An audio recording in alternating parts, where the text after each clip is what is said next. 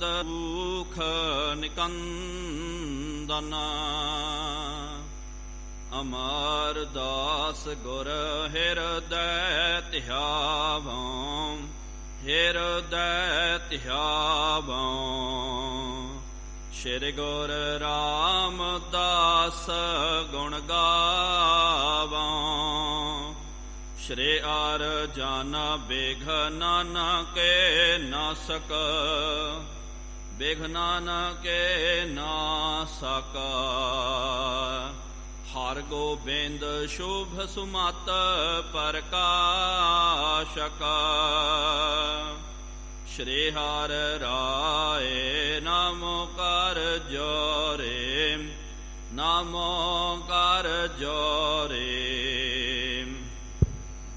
ਗੁਰ ਹਰਿ ਕ੍ਰਿਸ਼ਨ ਮਨਾਏ ਬਹੋਰੇ, ਤੇਗ ਬਹਾਦਰ ਪਰਮ ਕਿਰਪਾਲਾ, ਪਰਮ ਕਿਰਪਾਲਾ।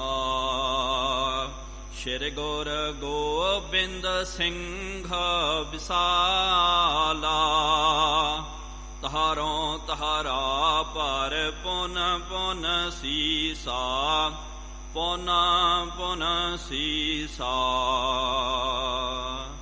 ਬੰਦਾਂ ਬਾਰ ਬਾਰ ਜਗਦੀਸ਼ਾ, ਜਿਸ ਮਹਿ ਅੰਮ੍ਰਿਤ ਗਿਆਨ ਹੈ, ਮਾਣਿਕ ਭਗਤ ਵੈਰਾਗਾ। ਸ਼੍ਰੀ ਗੁਰੂ ਗ੍ਰੰਥ ਸਾਹਿਬ ਉਦਾਧਾ, ਬੰਦਾਂ ਕਰ ਅਨੁਰਾਗ। ਏਕੰਕਾਰ ਸਤਿਗੁਰੂ ਤਹਿ ਪ੍ਰਸਾਦ ਸਚ ਹੋਏ। ਗੁਰੂ ਜੀ ਕੀ ਫਤਿਹ। ਵਿਘਨ ਵਿਨਾਸ਼ਨ ਸੋਏ। ਵਾਹਿਗੁਰੂ ਜੀ ਕੀ ਫਤਿਹ।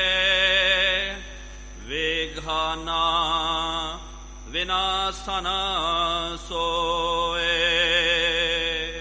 ਸਤਨਾਮ ਸ਼੍ਰੀ ਵਾਹਿਗੁਰੂ ਸਾਹਿਬ ਜੀ। ਚੌਪਈ।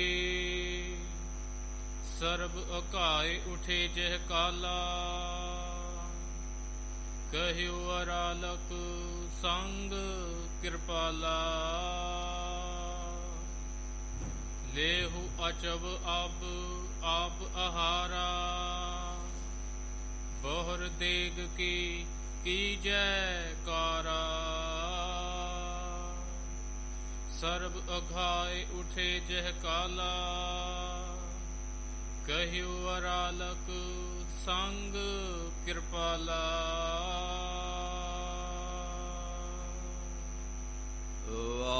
ਵਾਹਿਗੁਰੂ ਜੀ ਕਾ ਖਾਲਸਾ, ਵਾਹਿਗੁਰੂ ਜੀ ਕੀ ਫਤਿਹ। ਪਤਿਤ ਪਾਵਨ ਭਗਤ ਵਛਲ ਕਿਰਪਾ ਨਿਧਾਨ, ਜੁਗਾਹੋ ਜੁਗ ਅਟਲ। ਚਵਰ ਛਤਰ ਤਖਤ ਦੇ ਮਾਲਿਕ, ਹਲਤ ਪਲਤ ਕੇ ਰਖਿਅਕ।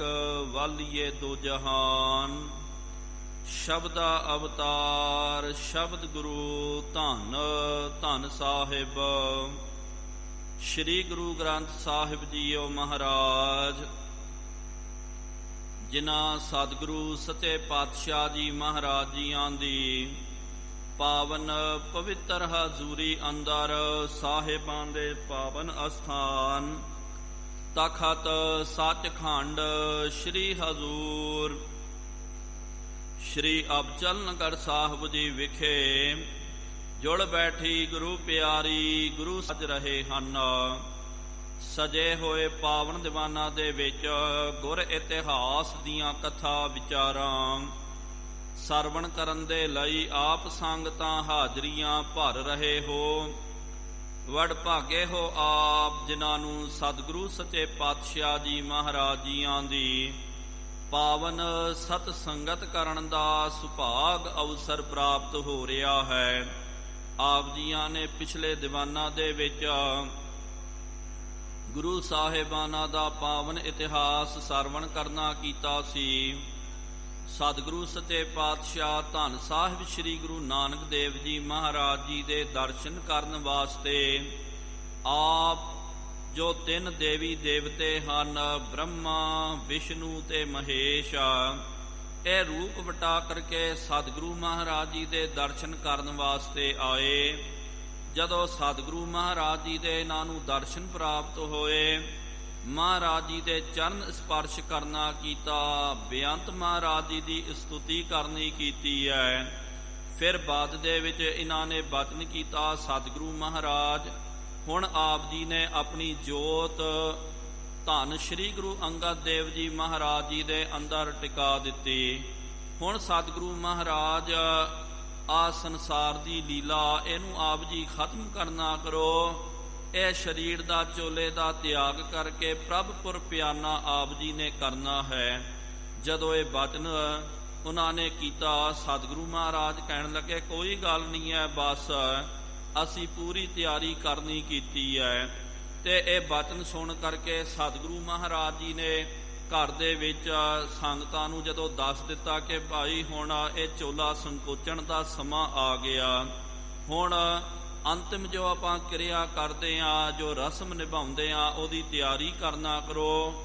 ਤਾਂ ਗੁਰੂ ਕੇ ਸਿੱਖਾਂ ਨੇ ਉਹ ਪੂਰੀ ਤਿਆਰੀ ਜਿਹੜੀ ਹੈ ਉਹਨਾਂ ਨੇ ਕਰਨੀ ਕੀਤੀ। ਭਾਈ ਸਧਾਰਨ ਆਦਿਕ ਨੇ ਆਪ ਲੱਗ ਕਰਕੇ ਸਤਿਗੁਰੂ ਮਹਾਰਾਜ ਜੀ ਦੇ ਆਸ਼ੇ ਅਨੁਸਾਰ, ਕਹੇ ਅਨੁਸਾਰ ਉਹਨਾਂ ਨੇ ਜਦੋਂ ਪੂਰੀ ਤਿਆਰੀ ਕਰਨੀ ਕੀਤੀ, ਇਹ ਗੱਲ ਦਾ ਪਤਾ ਗੁਰੂ ਕੇ ਮਹਿਲਾਂ ਨੂੰ ਜਦੋਂ ਚੱਲਿਆ ਤੇ ਉਸ ਵੇਲੇ ਸਤਿਕਾਰਯੋਗ ਮਾਤਾ ਸੁਲੱਖਣੀ ਜੀਆਂ ਨੇ ਬਚਨ ਕੀਤਾ, ਸਤਿਗੁਰੂ ਮਹਾਰਾਜ ਇਹ ਤਾਂ ਜਨਮ ਤੇ ਮ੍ਰਿਤਿਉ ਜੋ ਹੈ ਇਹ ਆਪ ਜੀ ਦੇ ਵੱਸ ਹੈ ਤੇ ਕਾਲ ਆਪ ਜੀ ਦੇ ਵੱਸ ਹੈ। ਸਤਿਗੁਰੂ ਮਹਾਰਾਜ ਜਦੋਂ ਮਰਜੀ ਆਪ ਜੀ ਆਪਣੇ ਤਨ ਦਾ ਤਿਆਗ ਕਰ ਸਕਦੇ ਹੋ।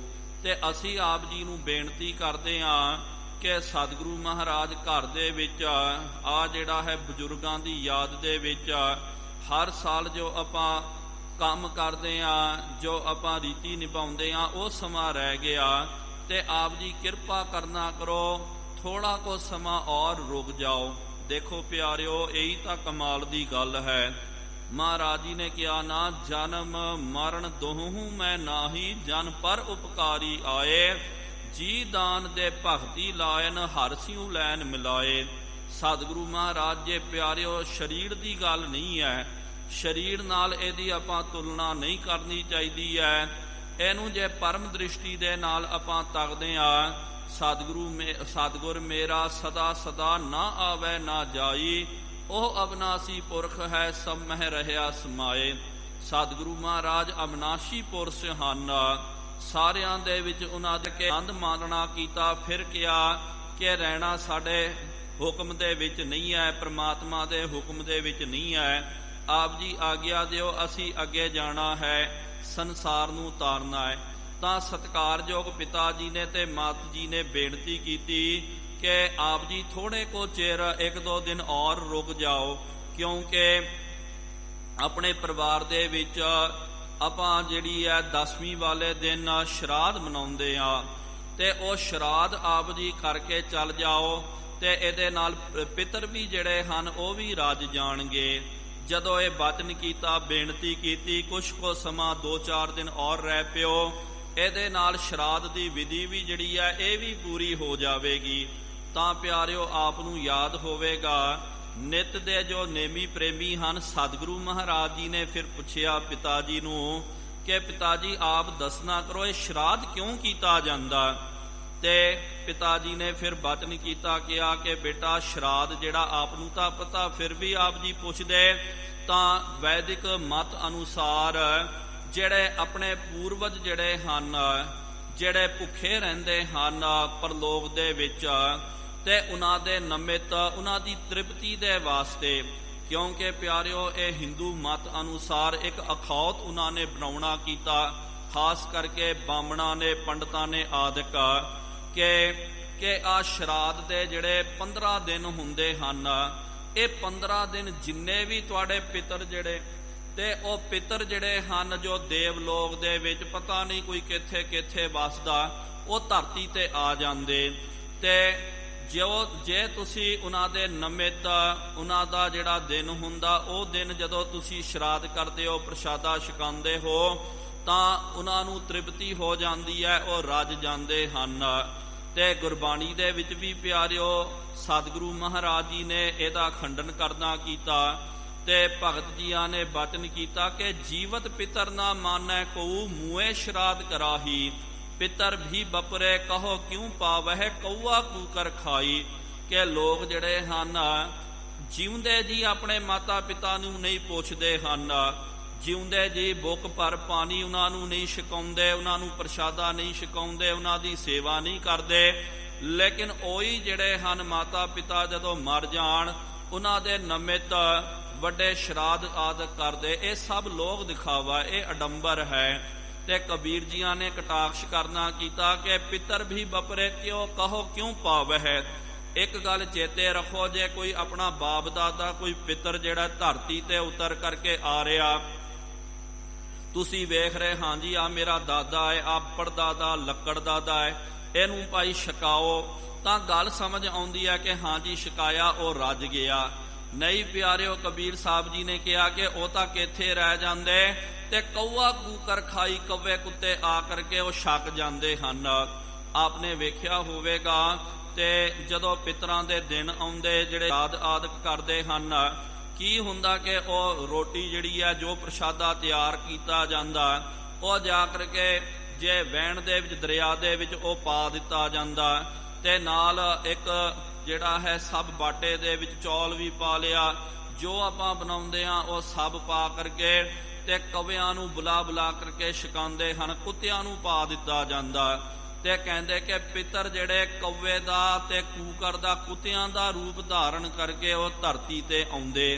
ਜੇ ਪਿਆਰਿਓ ਇਹ ਗੱਲ ਸੱਚ ਹੁੰਦੀ ਹੈ ਤਾਂ ਸਿੱਧੀ ਜੀ ਗੱਲ ਹੈ, ਆਪਾਂ ਨੇ ਇਹ ਮੰਨ ਲਿਆ ਕਿ ਸਾਡੇ ਪਿਤਰ ਜਿਹੜੇ ਕੋਈ ਕੌਵਾ ਬਣ ਗਿਆ, ਕੋਈ ਕੁੱਤਾ ਬਣ ਗਿਆ, ਕਿਉਂਕਿ ਕੌਵੇ ਕੁੱਤੇ ਬਣ ਕਰਕੇ ਉਹ ਤੁਹਾਡੀ ਰੋਟੀ ਖਾਣ ਵਾਸਤੇ ਆ ਰਹੇ ਹਨ। ਤੇ ਆਬਾਦੀ ਤਾਂ ਕੌਵਿਆਂ ਦੀ ਕੁੱਤਿਆਂ ਦੀ ਬਹੁਤ ਜ਼ਿਆਦਾ ਵੱਧ ਜਾਣੀ ਚਾਹੀਦੀ ਸੀ, ਆਬਾਦੀ ਤਾਂ ਉਹਨਾਂ ਦੀ ਵੱਧਦੀ ਨਹੀਂ, ਉਹ ਤਾਂ ਉੱਥੋਂ ਦੀ ਉੱਥੇ ਹੀ ਹੈ। ਤੇ ਇਹ ਸਭ ਜਿਹੜਾ ਹੈ ਇੱਕ ਤਰ੍ਹਾਂ ਦਾ ਪਿਆਰਿਓ ਅਡੰਬਰ ਹੈ। ਹਾਂ, ਜੇ ਆਪਾਂ ਗੁਰਮਤ ਦੀ ਗੱਲ ਕਰਦੇ ਹਾਂ, ਠੀਕ ਹੈ ਪਿਆਰਿਓ, ਇਹ ਲੌਕਿਕ ਕਿਰਿਆ ਹੈ, ਆਪਾਂ ਇਸ ਪਾਸੇ ਨਹੀਂ ਜਾਣਾ ਕਿ ਭਾਈ ਹਾਂ ਜੇ ਆਪਾਂ ਗੁਰਮਤ ਕੀ ਦੱਸਦੀ ਹੈ। ਗੁਰਮਤ ਸਾਨੂੰ ਇਹ ਕਹਿੰਦੀ ਹੈ ਜੋ ਆਪਣਾ ਬਜ਼ੁਰਗ ਹੈ ਜਦੋਂ ਉਹ ਚਣਾ ਕਰ ਜਾਂਦਾ, ਉਹਨਾਂ ਦੇ ਨਿਮਿਤ ਆਪਾਂ ਕੀ ਕਰਦੇ ਹਾਂ ਤੇ ਉਹਨਾਂ ਦੇ ਨਿਮਿਤ ਆਪਾਂ ਦੁਸਹਿਰਾ ਕਰਦੇ ਹਾਂ। ਕਿਉਂ? ਆਪਣੇ ਇਲਾਕੇ ਦੇ ਵਿੱਚ ਆਪਾਂ 17ਵੀਂ ਬੋਲਦੇ ਹਾਂ ਤੇ 6 ਮਹੀਨੇ ਦੇ ਬਾਅਦ ਛੇਮਾਈ ਉਹਨੂੰ ਕਿਹਾ ਜਾਂਦਾ। ਫਿਰ ਸਾਲ ਦੇ ਬਾਅਦ ਬਰਸੀ ਕੀਤੀ ਜਾਂਦੀ ਹੈ। ਤੇ ਬਰਸੀ ਵੀ ਦੇਖੋ ਕਿਸ ਤਰ੍ਹਾਂ ਕਿ ਗੁਰੂ ਕੇ ਪਿਆਰੇ ਜਿਹੜੇ ਹਨ, ਚੜ੍ਹਦੀ ਕਲਾ ਵਾਲੇ ਗੁਰੂ ਕੇ ਸਿੱਖ, ਤੇ ਗੁਰੂ ਕੇ ਸਿੱਖਾਂ ਨੂੰ ਬੁਲਾ ਕਰਕੇ ਜਾਂ ਹੋ ਸਕਦਾ ਤਾਂ ਤੁਸੀਂ ਸ਼੍ਰੀ ਅਖੰਡ ਪਾਠ ਸਾਹਿਬ ਜਾਂ ਸਹਿਜ ਪਾਠ ਦਾ ਭੋਗ ਪਾਓ, ਜਾਂ ਕੋਈ ਬਾਣੀ ਦਾ ਪਾਠ ਕਰਕੇ ਸੁਖਮਨੀ ਸਾਹਿਬ ਜੀ ਔਰ ਇਤਿਆਦਿਕ ਬਾਣੀ ਦਾ ਪਾਠ ਕਰਕੇ, ਜਾਂ ਘਰ ਦੇ ਵਿੱਚ ਸਤ ਸੰਗਤ ਕਰਕੇ ਬਜ਼ੁਰਗਾਂ ਦੀ ਯਾਦ ਦੇ ਵਿੱਚ ਉਹਨਾਂ ਦੇ ਨਿਮਿਤ ਜਦੋਂ ਆਪਾਂ ਪਾਠ ਕਰਾਉਂਦੇ ਆ, ਉਹਨਾਂ ਦੇ ਨਿਮਿਤ ਉਹ ਦਿਨ ਦੇ ਵਿੱਚ ਜਾਂ ਉਹਨਾਂ ਦੇ ਨਿਮਿਤ ਉਹਨਾਂ ਦੀ ਮਿੱਠੀ ਯਾਦ ਦੇ ਵਿੱਚ ਆਪਾਂ ਪ੍ਰਸ਼ਾਦਾ ਛਕਾਉਂਦੇ ਆ, ਨਾਮ ਤਰੀਕ ਸੇਵਕਾਂ ਨੂੰ ਸੱਦ ਕਰਕੇ ਅਰਦਾਸ ਕਰਾਉਂਦੇ ਆ। ਤੇ ਪਿਆਰਿਓ ਸੱਚ ਜਾਣੋ ਉਹ ਉਹਨਾਂ ਤੱਕ ਪਹੁੰਚਦੀ ਹੈ। ਪ੍ਰਸ਼ਾਦਾ ਤਾਂ ਇੱਥੇ ਰਹਿ ਜਾਣਾ, ਲੇਕਿਨ ਜੋ ਦੁਆ ਹੈ, ਜੋ ਤ੍ਰਿਪਤੀ ਜਿਹੜੀ ਹੈ ਉਹ ਆਸ਼ੀਰਵਾਦ ਦੇ ਕੇ ਜਾਂਦੀ ਹੈ। ਜਦੋਂ ਆਪਾਂ ਅਰਦਾਸ ਕਰਦੇ ਹਾਂ ਕਿ ਜਿਸ ਸਿਮਰਤ ਸਭ ਕਿਲ ਵਿਖ ਨਾਸੈ ਪਿਤਰੀ ਹੋਏ ਉਧਾਰੋ, ਫਿਰ ਉਹਨਾਂ ਪਿਤਰਾਂ ਦਾ ਵੀ ਜਿਹੜਾ ਹੈ ਉਧਾਰ ਹੋ ਜਾਂਦਾ, ਉਹ ਵੀ ਤਰ ਜਾਂਦੇ ਹਨ। ਇਹ ਪਿਆਰਿਓ ਗੁਰਮਤ ਦੀ ਮਰਿਆਦਾ ਹੈ। ਲੇਕਿਨ ਇਹ ਸ਼ਰਾਧ ਜਿਹੜੀ ਹੈ ਇਹ ਗੁਰਮਤ ਦੀ ਅਸਲ ਦੇ ਵਿੱਚ ਮਰਿਆਦਾ ਨਹੀਂ ਹੈ। ਸਤਿਗੁਰੂ ਮਹਾਰਾਜ ਜੀ ਨੇ, ਜੇ ਆਪਾਂ ਬਾਣੀ ਨੂੰ ਪੜ੍ਹਦੇ ਹਾਂ ਤੇ ਬਾਣੀ ਦੇ ਵਿੱਚ ਸਤਿਗੁਰੂ ਮਹਾਰਾਜ ਜੀ ਨੇ ਇਸ ਤੋਂ ਇਲਾਵਾ ਵੀ ਪਿਆਰਿਓ ਕਈ ਵਾਰੀ ਇਸ ਮਤ ਦਾ ਸਤਿਗੁਰੂ ਮਹਾਰਾਜ ਜੀ ਨੇ ਖੰਡਨ ਕਰਨਾ ਕੀਤਾ। ਸਤਿਗੁਰੂ ਸੱਚੇ ਪਾਤਸ਼ਾਹ ਜੀ ਮਹਾਰਾਜ ਜੀ ਨੇ ਇਹ ਵੀ ਕਿਹਾ ਕਿ ਭਾਈ ਆ ਜਿਹੜਾ ਹੈ ਸਭ ਇੱਕ ਤਰ੍ਹਾਂ ਦਾ ਇੱਕ ਅਡੰਬਰ ਹੀ ਹੈ, ਇਹਨਾਂ ਲੋਕਾਂ ਨੇ ਇਹ ਕਰਨਾ ਕੀਤਾ। ਖੈਰ ਇਹ ਵੱਖਰਾ ਵਿਸ਼ਾ ਹੈ। ਫਿਰ ਆਪ ਜੀ ਸਾਖੀ ਦੇ ਵੱਲ ਆਓ। ਸਤਿਗੁਰੂ ਸੱਚੇ ਪਾਤਸ਼ਾਹ ਗੁਰੂ ਨਾਨਕ ਦੇਵ ਜੀ ਮਹਾਰਾਜ ਜੀ ਨੂੰ ਪਿਤਾ ਜੀ ਨੇ ਜਦੋਂ ਕਿਹਾ ਕਿ ਪਿਤਰਾਂ ਦੀ ਯਾਦ ਦੇ ਵਿੱਚ, ਤੇ ਸਤਿਗੁਰੂ ਮਹਾਰਾਜ ਜੀ ਨੇ ਕਿਹਾ ਪਿਤਾ ਜੀ ਤੁਹਾਨੂੰ ਪਤਾ ਤੁਹਾਡੇ ਪਿਤਰ ਕਿੱਥੇ ਹਨ? ਉਹਨਾਂ ਨੇ ਕਿਹਾ ਨਹੀਂ ਬੇਟਾ ਮੈਨੂੰ ਤਾਂ ਕੁਛ ਵੀ ਪਤਾ ਨਹੀਂ ਹੈ ਕਿ ਮੇਰੇ ਪਿਤਰ ਕਿੱਥੇ ਹਨ, ਉਹ ਕਿੱਥੇ ਰਹਿੰਦੇ ਹਨ। ਤੇ ਕਿਹਾ ਪਿਤਾ ਜੀ ਤੁਸੀਂ ਵੇਖਣਾ ਚਾਹੁੰਦੇ ਹੋ ਆਪਣੇ ਪਿਤਰਾਂ ਨੂੰ, ਉਹਨਾਂ ਦੇ ਦਰਸ਼ਨ ਕਰਨਾ ਚਾਹੁੰਦੇ ਹੋ? ਤੇ ਬਾਬਾ ਕਾਲੂ ਜੀ ਨੇ ਕਿਹਾ ਹਾਂ ਬੇਟਾ ਜੇ ਤੁਹਾਡੀ ਕਿਰਪਾ ਹੋ ਜਾਵੇ, ਜੇ ਤੁਸੀਂ ਦਰਸ਼ਨ ਕਰਾ ਸਕਦੇ ਤਾਂ ਆਪ ਜੀ ਦਰਸ਼ਨ ਕਰਾਉਣਾ ਕਰੋ। ਤਾਂ ਸਤਿਗੁਰੂ ਸੱਚੇ ਪਾਤਸ਼ਾਹ ਜੀ ਮਹਾਰਾਜ ਜੀ ਨੇ ਬਚਨ ਕੀਤਾ, ਕਿਹਾ ਪਿਤਾ ਜੀ ਆਪ ਜੀ ਅੱਖਾਂ ਨੂੰ ਬੰਦ ਕਰਨਾ ਕਰੋ ਤੇ ਉਚਾਰਨ ਕਰੋ ਸਤਨਾਮ ਸ਼੍ਰੀ ਵਾਹਿਗੁਰੂ। ਜਦੋਂ ਸਤਿਕਾਰਯੋਗ ਪਿਤਾ ਬਾਬਾ ਕਲਿਆਣ ਦਾਸ ਜੀ ਬਾਬਾ ਕਾਲੂ ਜੀ ਨੇ ਹੱਥ ਜੋੜ ਕਰਕੇ ਸਤਨਾਮ ਵਾਹਿਗੁਰੂ ਦਾ ਜਾਪ ਕੀਤਾ, ਸਰੀਰ ਤਾਂ ਉੱਥੇ ਰਹਿ ਗਿਆ, ਸੁਰਤ ਜਿਹੜੀ ਹੈ ਪਿਆਰਿਓ ਉਹ ਦਰਗਾਹ ਦੇ ਵਿੱਚ ਪਹੁੰਚ ਗਈ। ਜਦੋਂ ਪਿਤਾ ਜੀ ਸੁਰਤ ਕਰਕੇ ਉੱਥੇ ਪਹੁੰਚ ਗਏ, ਇੱਕਦਮ ਸਾਰੇ ਦੇਵ ਮੰਡਲ ਦੇ ਵਿੱਚ ਦੇਵਤਿਆਂ ਨੇ ਖੜ ਕਰਕੇ ਪਿਤਾ ਜੀ ਦਾ ਸਨਮਾਨ ਕਰਨਾ ਕੀਤਾ। ਕੀ ਤੱਕਦੇ ਹਨ ਕਿ ਉਹਨਾਂ ਦੇ ਸਤਿਕਾਰਯੋਗ ਪਿਤਾ ਪਰਮਾਨੰਦ ਜੀ, ਉਹਨਾਂ ਦੇ ਅੱਗੇ ਜਿਹੜੇ ਹਨ ਪਿਤਾ ਜੀ ਜਿਹੜੇ ਦਾਦਾ ਜੀ ਹਨ ਬਾਬਾ ਕਾਲੂ ਜੀ ਦੇ, ਉਹਨਾਂ ਦੇ ਪੜਦਾਦਾ, ਉਹਨਾਂ ਦੇ ਲੱਕੜ ਦਾਦਾ, ਉਹਨਾਂ ਨੂੰ ਤਾਂ ਪਤਾ ਨਹੀਂ ਸੀ, ਦਾਦੇ ਦਾ ਪਤਾ ਸੀ, ਫਿਰ ਪਿਤਾ ਦਾ ਪਤਾ ਸੀ। ਤੇ ਫਿਰ ਉਹਨਾਂ ਨੇ ਦੱਸਿਆ ਬੇਟਾ ਤੇ ਆ ਤੇਰੇ ਇਹ ਹਨ, ਆ ਲੱਕੜ ਦਾਦਾ, ਇਹ ਲੱਕੜ ਦਾਦਾ ਦੇ ਅੱਗੋਂ ਦਾਦਾ, ਇਹ ਉਹਦੇ ਪੜਦਾਦਾ ਕਰਕੇ। ਤੇ ਫਿਰ ਪਿਤਾ ਜੀ ਨੇ ਪੁੱਛਿਆ ਬਾਬਾ ਕਾਲੂ ਜੀ ਨੇ ਕਿ ਆਪ ਜੀ ਕਦੋਂ ਤੋਂ ਇੱਥੇ ਹੋ? ਤੇ ਉਹਨਾਂ ਨੇ ਕਿਹਾ ਬੇਟਾ ਜਦੋਂ ਤੋਂ ਗੁਰੂ ਨਾਨਕ ਦੇਵ ਜੀ ਮਹਾਰਾਜ ਜੀ ਦਾ ਤੇਰੇ ਘਰ ਦੇ ਵਿੱਚ ਪ੍ਰਕਾਸ਼ ਹੋਇਆ ਤੇ ਇਹਦੇ ਨਾਲ ਹੀ ਸਾਰੇ ਪਿਤਰਾਂ ਦਾ ਉਧਾਰ ਹੋ ਗਿਆ। ਸਤਿਗੁਰੂ ਮਹਾਰਾਜ ਜੀ ਨੇ ਕਿਹਾ ਨਾ ਭਗਤ ਜਨਾ ਕੀ 21 ਕੁਲ ਤਾਰੈ, ਕਿ ਭਗਤਾਂ ਦੀ 21 ਕੁਲ ਜਿਹੜੀ ਹੈ ਪਿਆਰਿਓ ਤਰ ਜਾਂਦੀ ਹੈ। ਤੇ ਫਿਰ ਕਿਹਾ ਜਦੋਂ ਉਹਨਾਂ ਦਾ ਪ੍ਰਕਾਸ਼ ਹੋਇਆ ਤੇਰੇ ਘਰ ਦੇ ਵਿੱਚ, ਪਤਾ ਨਹੀਂ ਅਸੀਂ ਕੋਈ ਕਿੱਥੇ ਕਿਹੜੀ ਯੋਨੀ ਦੇ ਵਿੱਚ, ਕੋਈ ਕਿਹੜੀ ਯੋਨੀ ਦੇ ਵਿੱਚ ਸੀ, ਜਦੋਂ ਸਤਿਗੁਰੂ ਮਹਾਰਾਜ ਜੀ ਦਾ ਆਪਣੇ ਬੰਸ ਦੇ ਵਿੱਚ ਆਪਣੇ ਘਰ ਦੇ ਵਿੱਚ ਪ੍ਰਕਾਸ਼ ਆ ਗਏ ਤੇ ਫਿਰ ਉਹਨਾਂ ਦੇ ਜਦੋਂ ਦਰਸ਼ਨ ਕਰਨੇ ਕੀਤੇ, ਸਾਰੇ ਪਿਤਰਾਂ ਨੇ ਕਿਹਾ ਬਾਬਾ ਕਾਲੂ ਤੂੰ ਧਨ ਹੈ, ਤੂੰ ਧਨਤਾ ਦੇ ਯੋਗ ਹੈ, ਤੇਰੇ ਘਰ ਦੇ ਵਿੱਚ ਇਹੋ ਜਿਹੇ ਸਪੁੱਤਰ ਗੁਰੂ ਨਾਨਕ ਦੇਵ ਜੀ ਮਹਾਰਾਜ ਜੀ ਦਾ ਜਨਮ ਹੋਇਆ, ਜਿਸ ਕਰਕੇ ਸਾਰੇ ਪਿਤਰਾਂ ਦਾ ਉਧਾਰ ਹੋ ਗਿਆ। ਬੇਦੀ ਬੰਸ ਨੂੰ ਆਪ ਜੀ ਨੇ ਤਾਰ ਦੇਣਾ ਕੀਤਾ, ਸਤਿਗੁਰੂ ਮਹਾਰਾਜ ਜੀ ਦਾ ਪ੍ਰਕਾਸ਼ ਤੁਹਾਡੇ ਘਰ ਵਿੱਚ ਹੋ ਕਰਕੇ। ਇਸ ਤਰ੍ਹਾਂ ਬਹੁਤ ਜਸ ਕੀਤਾ। ਵਾਪਸ ਬਾਬਾ ਕਾਲੂ ਜੀ ਜਦੋਂ ਆ ਗਏ, ਉਹਨਾਂ ਨੇ ਫਿਰ ਉਸੇ ਵੇਲੇ ਹੱਥ ਜੋੜ ਕੇ ਸਤਿਗੁਰੂ ਮਹਾਰਾਜ ਜੀ ਦੇ ਚਰਨਾਂ ਤੇ ਲੱਗ ਗਏ, ਕਿਹਾ ਕਿ ਹੁਣ ਪਿੱਤਰ ਕਰਨ ਦੀ, ਇਹ ਸ਼ਰਾਧ ਕਰਨ ਦੀ ਕੋਈ ਲੋੜ ਹੀ ਨਹੀਂ ਹੈ।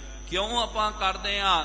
ਕਿਉਂਕਿ ਜਿਹੜੀਆਂ ਆਤਮਾਵਾਂ ਕਹਿੰਦੇ ਅਤ੍ਰਿਪਤ ਰਹਿ ਜਾਂਦੀਆਂ, ਦੁਰਗਤੀ ਉਹਨਾਂ ਦੀ ਹੋ ਜਾਂਦੀ ਹੈ, ਉਹਨਾਂ ਦੀ ਤ੍ਰਿਪਤੀ ਦੇ ਵਾਸਤੇ ਆਪਾਂ ਕਰਦੇ ਹਾਂ। ਲੇਕਿਨ ਜਿਹੜੇ ਮਹਾਂਪੁਰਖ ਸੱਚਖੰਡ ਨੂੰ ਪਹੁੰਚ ਗਏ ਤੇ ਉਹਨਾਂ ਦੀ ਅਤ੍ਰਿਪਤੀ ਕਿਸ ਤਰ੍ਹਾਂ ਰਹਿ ਸਕਦੀ ਹੈ?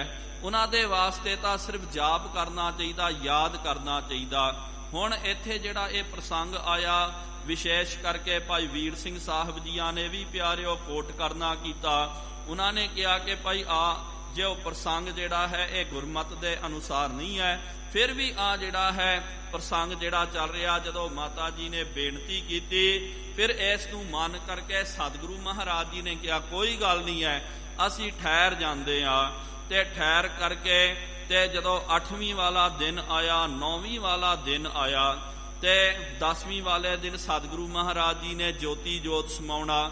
ਆਓ ਪਿਆਰਿਓ, ਸਤਿਗੁਰੂ ਮਹਾਰਾਜ ਕਿਸ ਤਰ੍ਹਾਂ ਇਹ ਲੀਲਾ ਜਿਹੜੀ ਆ ਸੰਕੋਚਦੇ ਹਨ, ਕੀ ਕੌਤਕ ਕਰਦੇ ਹਨ, ਉਹ ਪਾਵਨ ਇਤਿਹਾਸ ਆਪਾਂ ਸਰਵਣ ਕਰਨਾ ਕਰੀਏ। ਕੋਈ ਵੀ ਰਸਨਾ ਵਾਂਝੀ ਨਾ ਰਵੇ। ਸਤਿਗੁਰੂ ਮਹਾਰਾਜ ਜੀ ਦੇ ਦਰ ਤੇ ਆਪਣੀ ਹਾਜ਼ਰੀ ਨੂੰ ਦਰਜ ਕਰਵਾਉਂਦਿਆਂ ਹੋਇਆਂ ਪ੍ਰੇਮ ਤੇ ਸਤਿਕਾਰ ਸਹਿਤ ਉਚਾਰਨ ਕਰਨਾ ਕਰੋ ਜੀ। ਸਤਨਾਮ ਸ਼੍ਰੀ ਵਾਹਿਗੁਰੂ ਜੀ। ਫਿਰ ਇੱਕ ਵਾਰੀ ਉਚਾਰਨ ਕਰੋ ਜੀ। ਸਤਨਾਮ ਸ਼੍ਰੀ ਵਾਹਿਗੁਰੂ ਜੀ।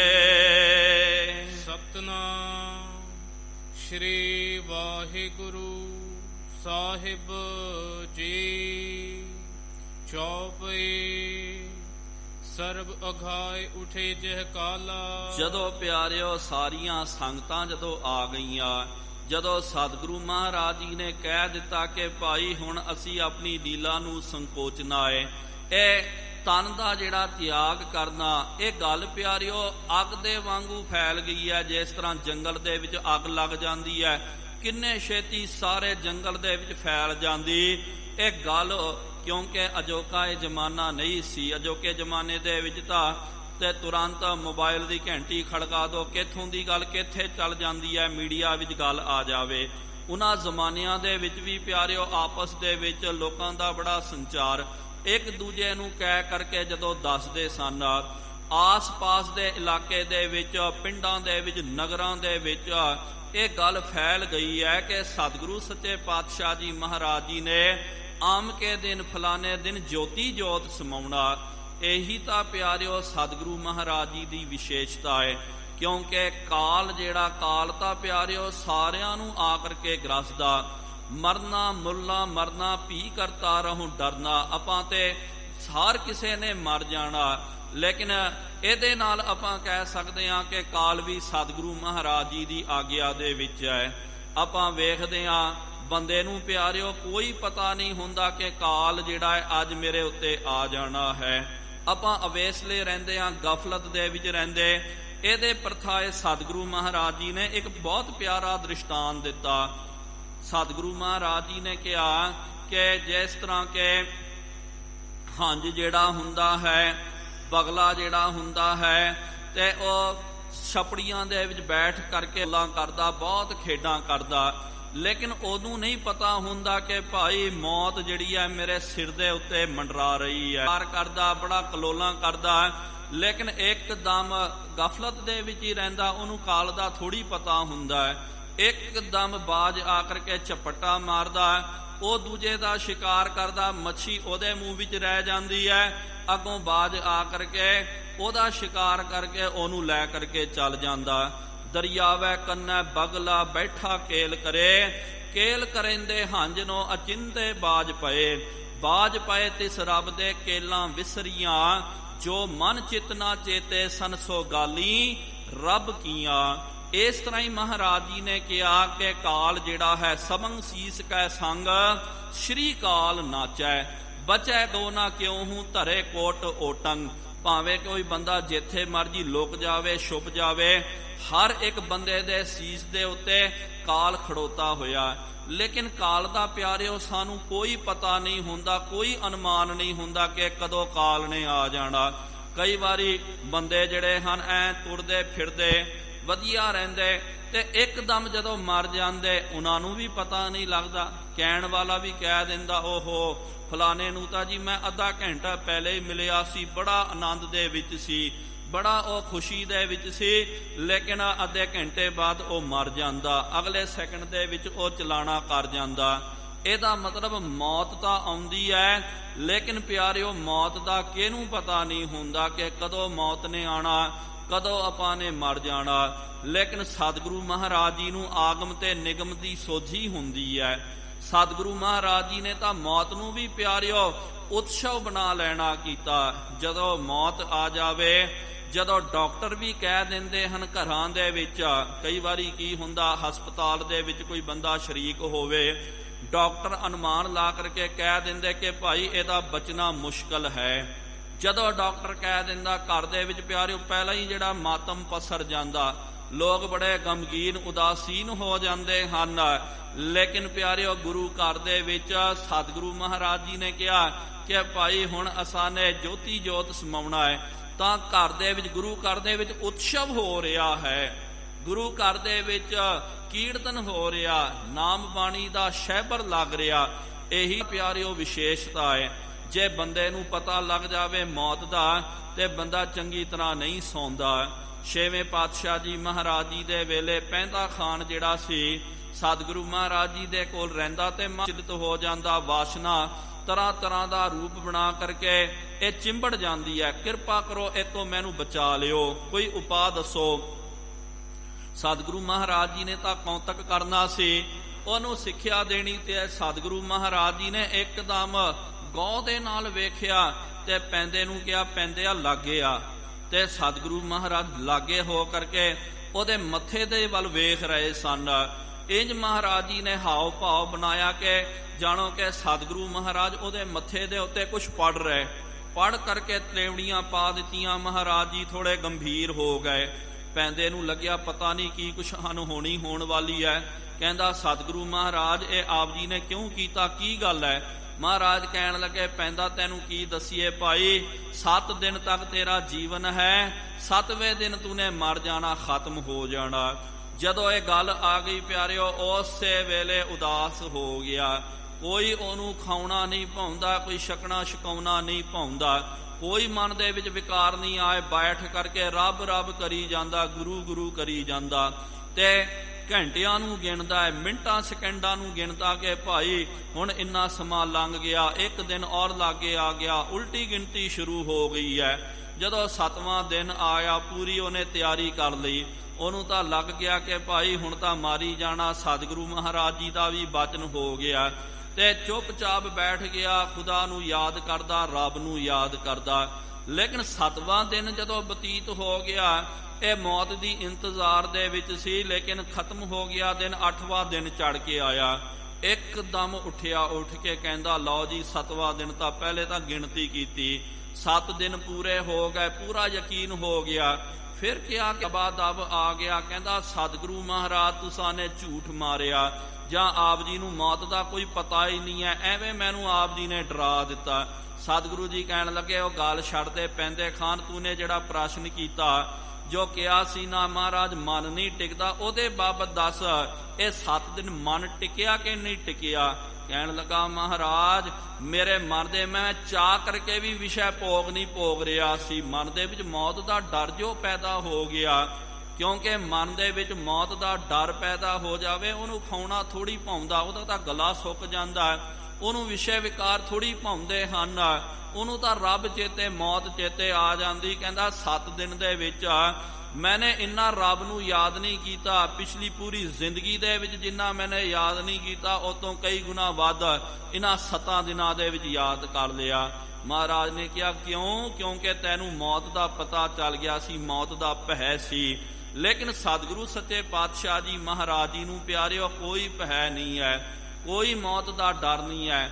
ਕਹਿੰਦੇ ਕਿ ਮਹਾਂਪੁਰਖ ਆਮ ਜਿਹੜਾ ਬੰਦਾ ਜਦੋਂ ਮਰਦਾ ਨਾ, ਤੇ ਮਹਾਰਾਜ ਜੀ ਨੇ ਕਿਹਾ ਨਾ ਗਲ ਸੰਗਲ ਘੱਟ ਚਲਾਇਆ, ਤੇ ਜੰਮਦੇ ਦੂਤ ਆ ਕਰਕੇ ਗਲ ਵਿੱਚ ਸੰਗਲੀਆਂ ਪਾ ਕਰਕੇ ਉਹਨੂੰ ਖਿੱਚ ਕਰਕੇ ਘੱਟ ਕਰਕੇ ਲੈ ਕੇ ਜਾਂਦੇ ਹਨ। ਲੇਕਿਨ ਜਦੋਂ ਮਹਾਂਪੁਰਖ ਚਲਾਣਾ ਕਰਦਾ ਤੇ ਉਹਨੂੰ ਸੰਗਲ ਨਹੀਂ ਪਾਉਂਦੇ, ਉਹ ਅੱਗੇ ਹੁੰਦਾ ਤੇ ਮੌਤ ਉਹਦੇ ਪਿੱਛੇ ਹੁੰਦੀ ਹੈ। ਜਿਸ ਤਰ੍ਹਾਂ ਮਾਲਕ ਅੱਗੇ ਹੁੰਦਾ ਉਹਦੇ ਮਗਰ ਨੌਕਰ ਹੁੰਦੇ, ਇਸ ਤਰ੍ਹਾਂ ਉਹ ਮੌਤ ਦੇ ਵੀ ਮਾਲਕ ਬਣ ਕੇ ਜਾਂਦੇ ਹਨ। ਸਤਿਗੁਰੂ ਮਹਾਰਾਜ ਜੀ ਨੇ ਕਿਹਾ ਨਾ ਮਰਨ ਮੁਨਸਾ ਸੂਰਿਆਂ ਹੱਕ ਹੈ, ਜੇ ਹੋਏ ਮਰਹਿ ਪਰਵਾਨੋ, ਸੂਰੇ ਸੇ ਹੀ ਆਗੇ ਆਖੀਐ ਦਰਗਹਿ ਪਾਵਹਿ ਸਾਚੀ ਮਾਨੋ। ਉਹ ਤਾਂ ਫਿਰ ਪਿਆਰਿਓ ਐਸੇ ਮਰੋ ਜਿਤ ਬਹੁਰ ਨਾ ਮਰਨਾ, ਇਸ ਤਰ੍ਹਾਂ ਮਰਦੇ ਕਿ ਉਹ ਦੁਬਾਰਾ ਨਾ ਮਰੇ। ਇਸ ਤਰ੍ਹਾਂ ਸਤਿਗੁਰੂ ਮਹਾਰਾਜ ਗੁਰੂ ਘਰ ਦੇ ਵਿੱਚ ਤੇਰਾ ਘਰ ਆਨੰਦ ਵਧਾਈ, ਤੁਧ ਘਰ ਮਾਨ ਮਹੱਤਾ ਤੇਜ ਆਪਣਾ ਆਪ ਜਰ। ਗੁਰੂ ਘਰ ਦੇ ਵਿੱਚ ਪਿਆਰਿਓ ਆਨੰਦ ਹੋ ਰਿਹਾ ਹੈ। ਗੁਰੂ ਘਰ ਦੇ ਵਿੱਚ ਪਿਆਰਿਓ ਕੋਈ ਮਾਤਮ ਨਹੀਂ ਛਾਇਆ, ਉਸ ਤਰ੍ਹਾਂ ਹੀ ਕੀਰਤਨ ਹੋ ਰਿਹਾ, ਸੰਗਤਾਂ ਦੇ ਵਾਸਤੇ ਲੰਗਰ ਤਿਆਰ ਹੋ ਰਿਹਾ ਹੈ, ਤੇ ਸਾਰੀਆਂ ਸੰਗਤਾਂ ਆ ਕਰਕੇ ਪ੍ਰਸ਼ਾਦਾ ਛਕ ਰਹੀਆਂ। ਕਹਿਓ ਅਰਾਲਕ ਸੰਗ ਕਿਰਪਾਲਾ, ਕਿਰਪਾਲੂ ਮਹਾਰਾਜ ਜੀ ਨੇ ਜਦੋਂ ਵੇਖਿਆ ਸਾਰੀਆਂ ਸੰਗਤਾਂ ਨੇ ਪ੍ਰਸ਼ਾਦਾ ਛਕ ਲਿਆ, ਫਿਰ ਮਹਾਰਾਜ ਜੀ ਜਿਹੜੇ ਰਸੋਈਏ ਹਨ ਲਾਂਗਰੀਆਂ ਨੂੰ ਕਿਹਾ ਹੈ ਦੇਹੋ ਅਚਬ ਅਬ ਆਪ ਆਹਾਰਾ। ਸਤਿਗੁਰੂ ਜੀ ਕਹਿਣ ਲੱਗੇ ਕਿ ਭਾਈ ਚਲੋ ਸਾਰਿਆਂ ਨੇ ਛਕ ਲਿਆ, ਹੁਣ ਸੇਵਾਦਾਰੋ ਲਾਂਗਰੀਓ ਹੁਣ ਤੁਹਾਡੀ ਡਿਊਟੀ ਖਤਮ ਹੋਈ ਹੈ, ਸਾਰਿਆਂ ਨੇ ਛਕ ਲਿਆ, ਹੁਣ ਤੁਸੀਂ ਵੀ ਪੰਗਤ ਲਾ ਕਰਕੇ ਪ੍ਰਸ਼ਾਦਾ ਛਕ ਲਿਓ। ਬਹੁਰ ਦੇਗ ਕੀ ਜੈਕਾਰਾ। ਫਿਰ ਉਸ ਤੋਂ ਬਾਅਦ ਉੱਠ ਕਰਕੇ ਇਹ ਨਹੀਂ ਹੈ ਕਿ ਬਸ ਇੱਕ ਦਿਨ ਦਾ ਕੰਮ ਹੋ ਗਿਆ ਜੀ ਪ੍ਰਸ਼ਾਦਾ ਛਕਾ ਲਿਆ, ਇਹ ਤਾਂ ਦੁਪਹਿਰ ਦਾ ਹੋਇਆ। ਫਿਰ ਸ਼ਾਮਾਂ ਨੂੰ ਵੀ ਲੰਗਰ ਦਾ ਜਿਹੜਾ ਪ੍ਰਬੰਧ ਕਰਨਾ। ਇੰਨੀ ਜ਼ਿਆਦੀ ਜੋ ਸੰਗਤ ਹਜ਼ਾਰਾਂ ਦੀ ਗਿਣਤੀ ਦੇ ਵਿੱਚ ਪਿਆਰਿਓ ਸੰਗਤਾਂ ਆ ਗਈਆਂ। ਮਹਾਰਾਜ ਜੀ ਨੇ ਕਿਹਾ ਫਿਰ ਸ਼ਾਮ ਦਾ ਵੀ ਪ੍ਰਬੰਧ ਕਰਨਾ ਹੈ। ਜਾਮ ਜਾਮ ਨੀ ਲਾਓ ਜੋ ਕੋਈ, ਜਾਮ ਜਾਮਨੀ ਅੱਧੀ ਰਾਤ ਤੱਕ ਵੀ ਜਿਹੜਾ ਵੀ ਕੋਈ ਆਵੇਗਾ, ਆਵਹਿ ਜੇ ਅਚਵਾਉ ਰਸੋਈ, ਜਿਹੜਾ ਵੀ ਆਵੇਗਾ ਨਾ ਉਹਨੂੰ ਗੁਰੂ ਘਰ ਦੇ ਲੰਗਰ ਦੇ ਵਿੱਚੋਂ ਉਹਨੂੰ ਪ੍ਰਸ਼ਾਦਾ ਪ੍ਰਾਪਤ ਹੋਣਾ ਚਾਹੀਦਾ।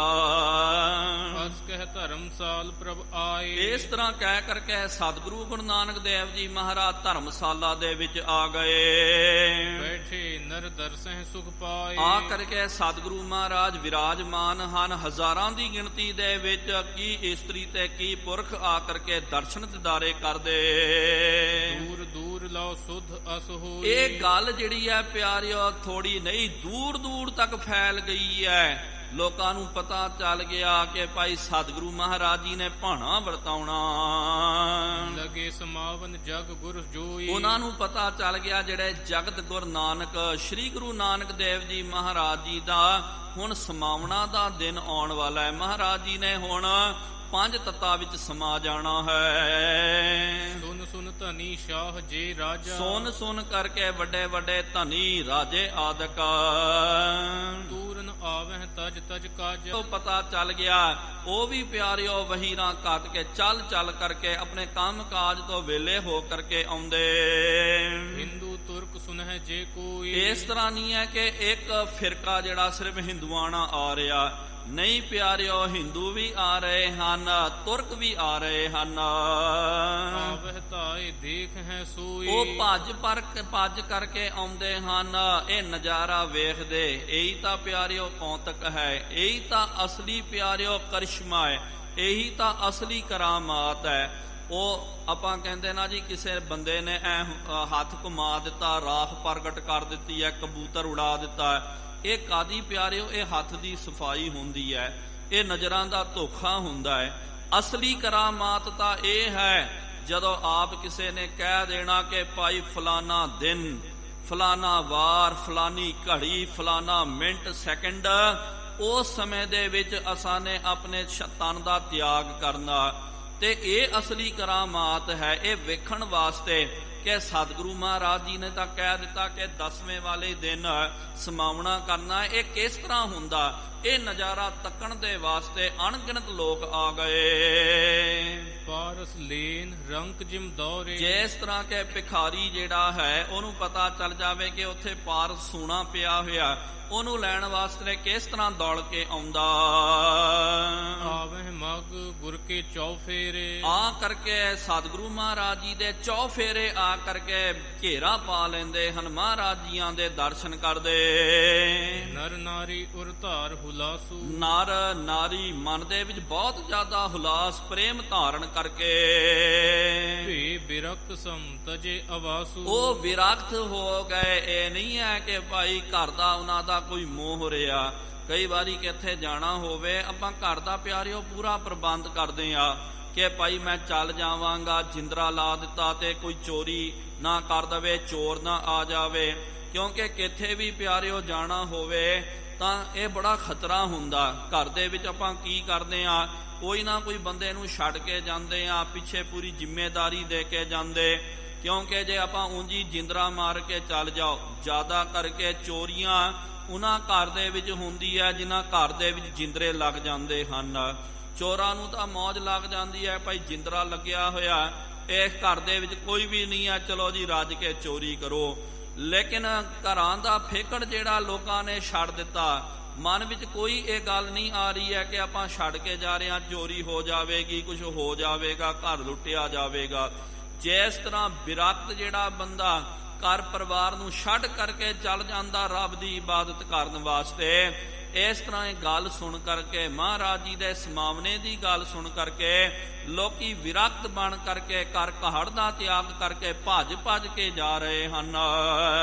ਗ੍ਰਾਮ ਨਗਰ ਜਹ ਤੈ ਸੁਧ ਹੋਈ, ਗ੍ਰਾਮ ਨਗਰ ਜਿੱਥੇ ਜਿੱਥੇ ਗੱਲ ਦੀ ਖਬਰ ਪਹੁੰਚ ਗਈ, ਟੂਨਾ ਕਰ ਮੋਹੇ ਜਨ ਸੋਈ। ਜਿਸ ਤਰ੍ਹਾਂ ਕਿ ਨੇ ਟੋਨਾ ਕਰ ਦਿੱਤਾ ਨਾ, ਜਾਦੂ ਟੂਨਾ ਆਪਾਂ ਬੋਲਦੇ ਕਿ ਭਾਈ ਫਲਾਣਾ ਤਾਂ ਬਹੁਤ ਵਧੀਆ ਸੀ, ਪਤਾ ਨਹੀਂ ਉਹਨੂੰ ਕੀ ਖਵਾ ਦਿੱਤਾ, ਕੀ ਉਹਨੂੰ ਚੇਟਕ ਲਾ ਦਿੱਤੀ ਹੈ, ਟੂਨਾ ਕਰ ਦਿੱਤਾ, ਉਹ ਤਾਂ ਉਹਦਾ ਹੀ ਬਣ ਗਿਆ, ਉਹ ਤਾਂ ਉਹਦੇ ਵੱਲ ਹੀ ਦੌੜ ਕੇ ਜਾ ਰਿਹਾ। ਇਸ ਤਰ੍ਹਾਂ ਜਾਣੋ ਕਿਨੇ ਟੋਣਾ ਤਾਂ ਨਹੀਂ ਕਰ ਦਿੱਤਾ, ਜਾਦੂ ਟੋਣਾ। ਇੰਜ ਲੋਕੀ ਜਿਹੜੇ ਆਕਰਸ਼ਿਤ ਹੋ ਕਰਕੇ ਭੱਜ ਭੱਜ ਕਰਕੇ ਜਾਂਦੇ। ਕਿਉਂਕਿ ਇਹੋ ਜਿਹਾ ਸਮਾਂ ਪਿਆਰਿਓ ਬਾਰ-ਬਾਰ ਥੋੜੀ ਪ੍ਰਾਪਤ ਹੋਵੇਗਾ। ਇਹ ਤਾਂ ਸਭ ਤੋਂ ਵੱਡੇ ਅਚੰਭੇ ਦੀ ਗੱਲ ਹੈ।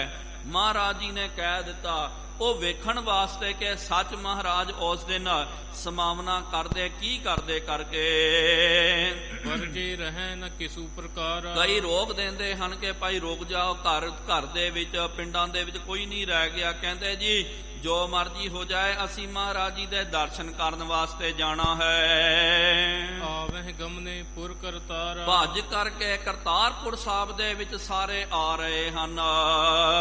ਜਿਨ ਕੋ ਸ਼ਕਤ ਚਲਨ ਮਗ ਨਾਹੀ। ਜਿਨ੍ਹਾਂ ਦੀ ਪਿਆਰਿਓ ਰਾਸਤੇ ਵਿੱਚ ਚੱਲਣ ਦੀ ਸ਼ਕਤੀ ਨਹੀਂ ਹੈ, ਜਿਹੜੇ ਹੱਥ ਪੈਰ ਕਰਕੇ ਕਿਸੇ ਬਿਮਾਰੀ ਦੇ ਨਾਲ ਹਨ, ਜੂਝ ਰਹੇ ਹਨ। ਦੁਰਬਲ ਅੰਗ ਤਾਂ ਉਹ ਵੀ ਚਾਹੁੰਦਾ ਲੇਕਿਨ ਪੈਰ ਨਹੀਂ ਹੈ, ਜਾਂ ਕਈ ਜਿਹੜੇ ਬਿਮਾਰ ਪੈ ਜਾਂਦੇ ਹਨ, ਸਰੀਰ ਦੇ ਵਿੱਚ ਕੋਈ ਸਮਰੱਥਾ ਨਹੀਂ ਹੈ, ਕੋਈ ਸ਼ਕਤੀ ਨਹੀਂ ਹੈ, ਉਹ ਵੀ ਜਿਹੜੇ ਆਉਣਾ ਚਾਹੁੰਦੇ ਮਹਾਰਾਜ ਜੀ ਦੇ ਦਰਸ਼ਨ ਕਰਨ ਵਾਸਤੇ।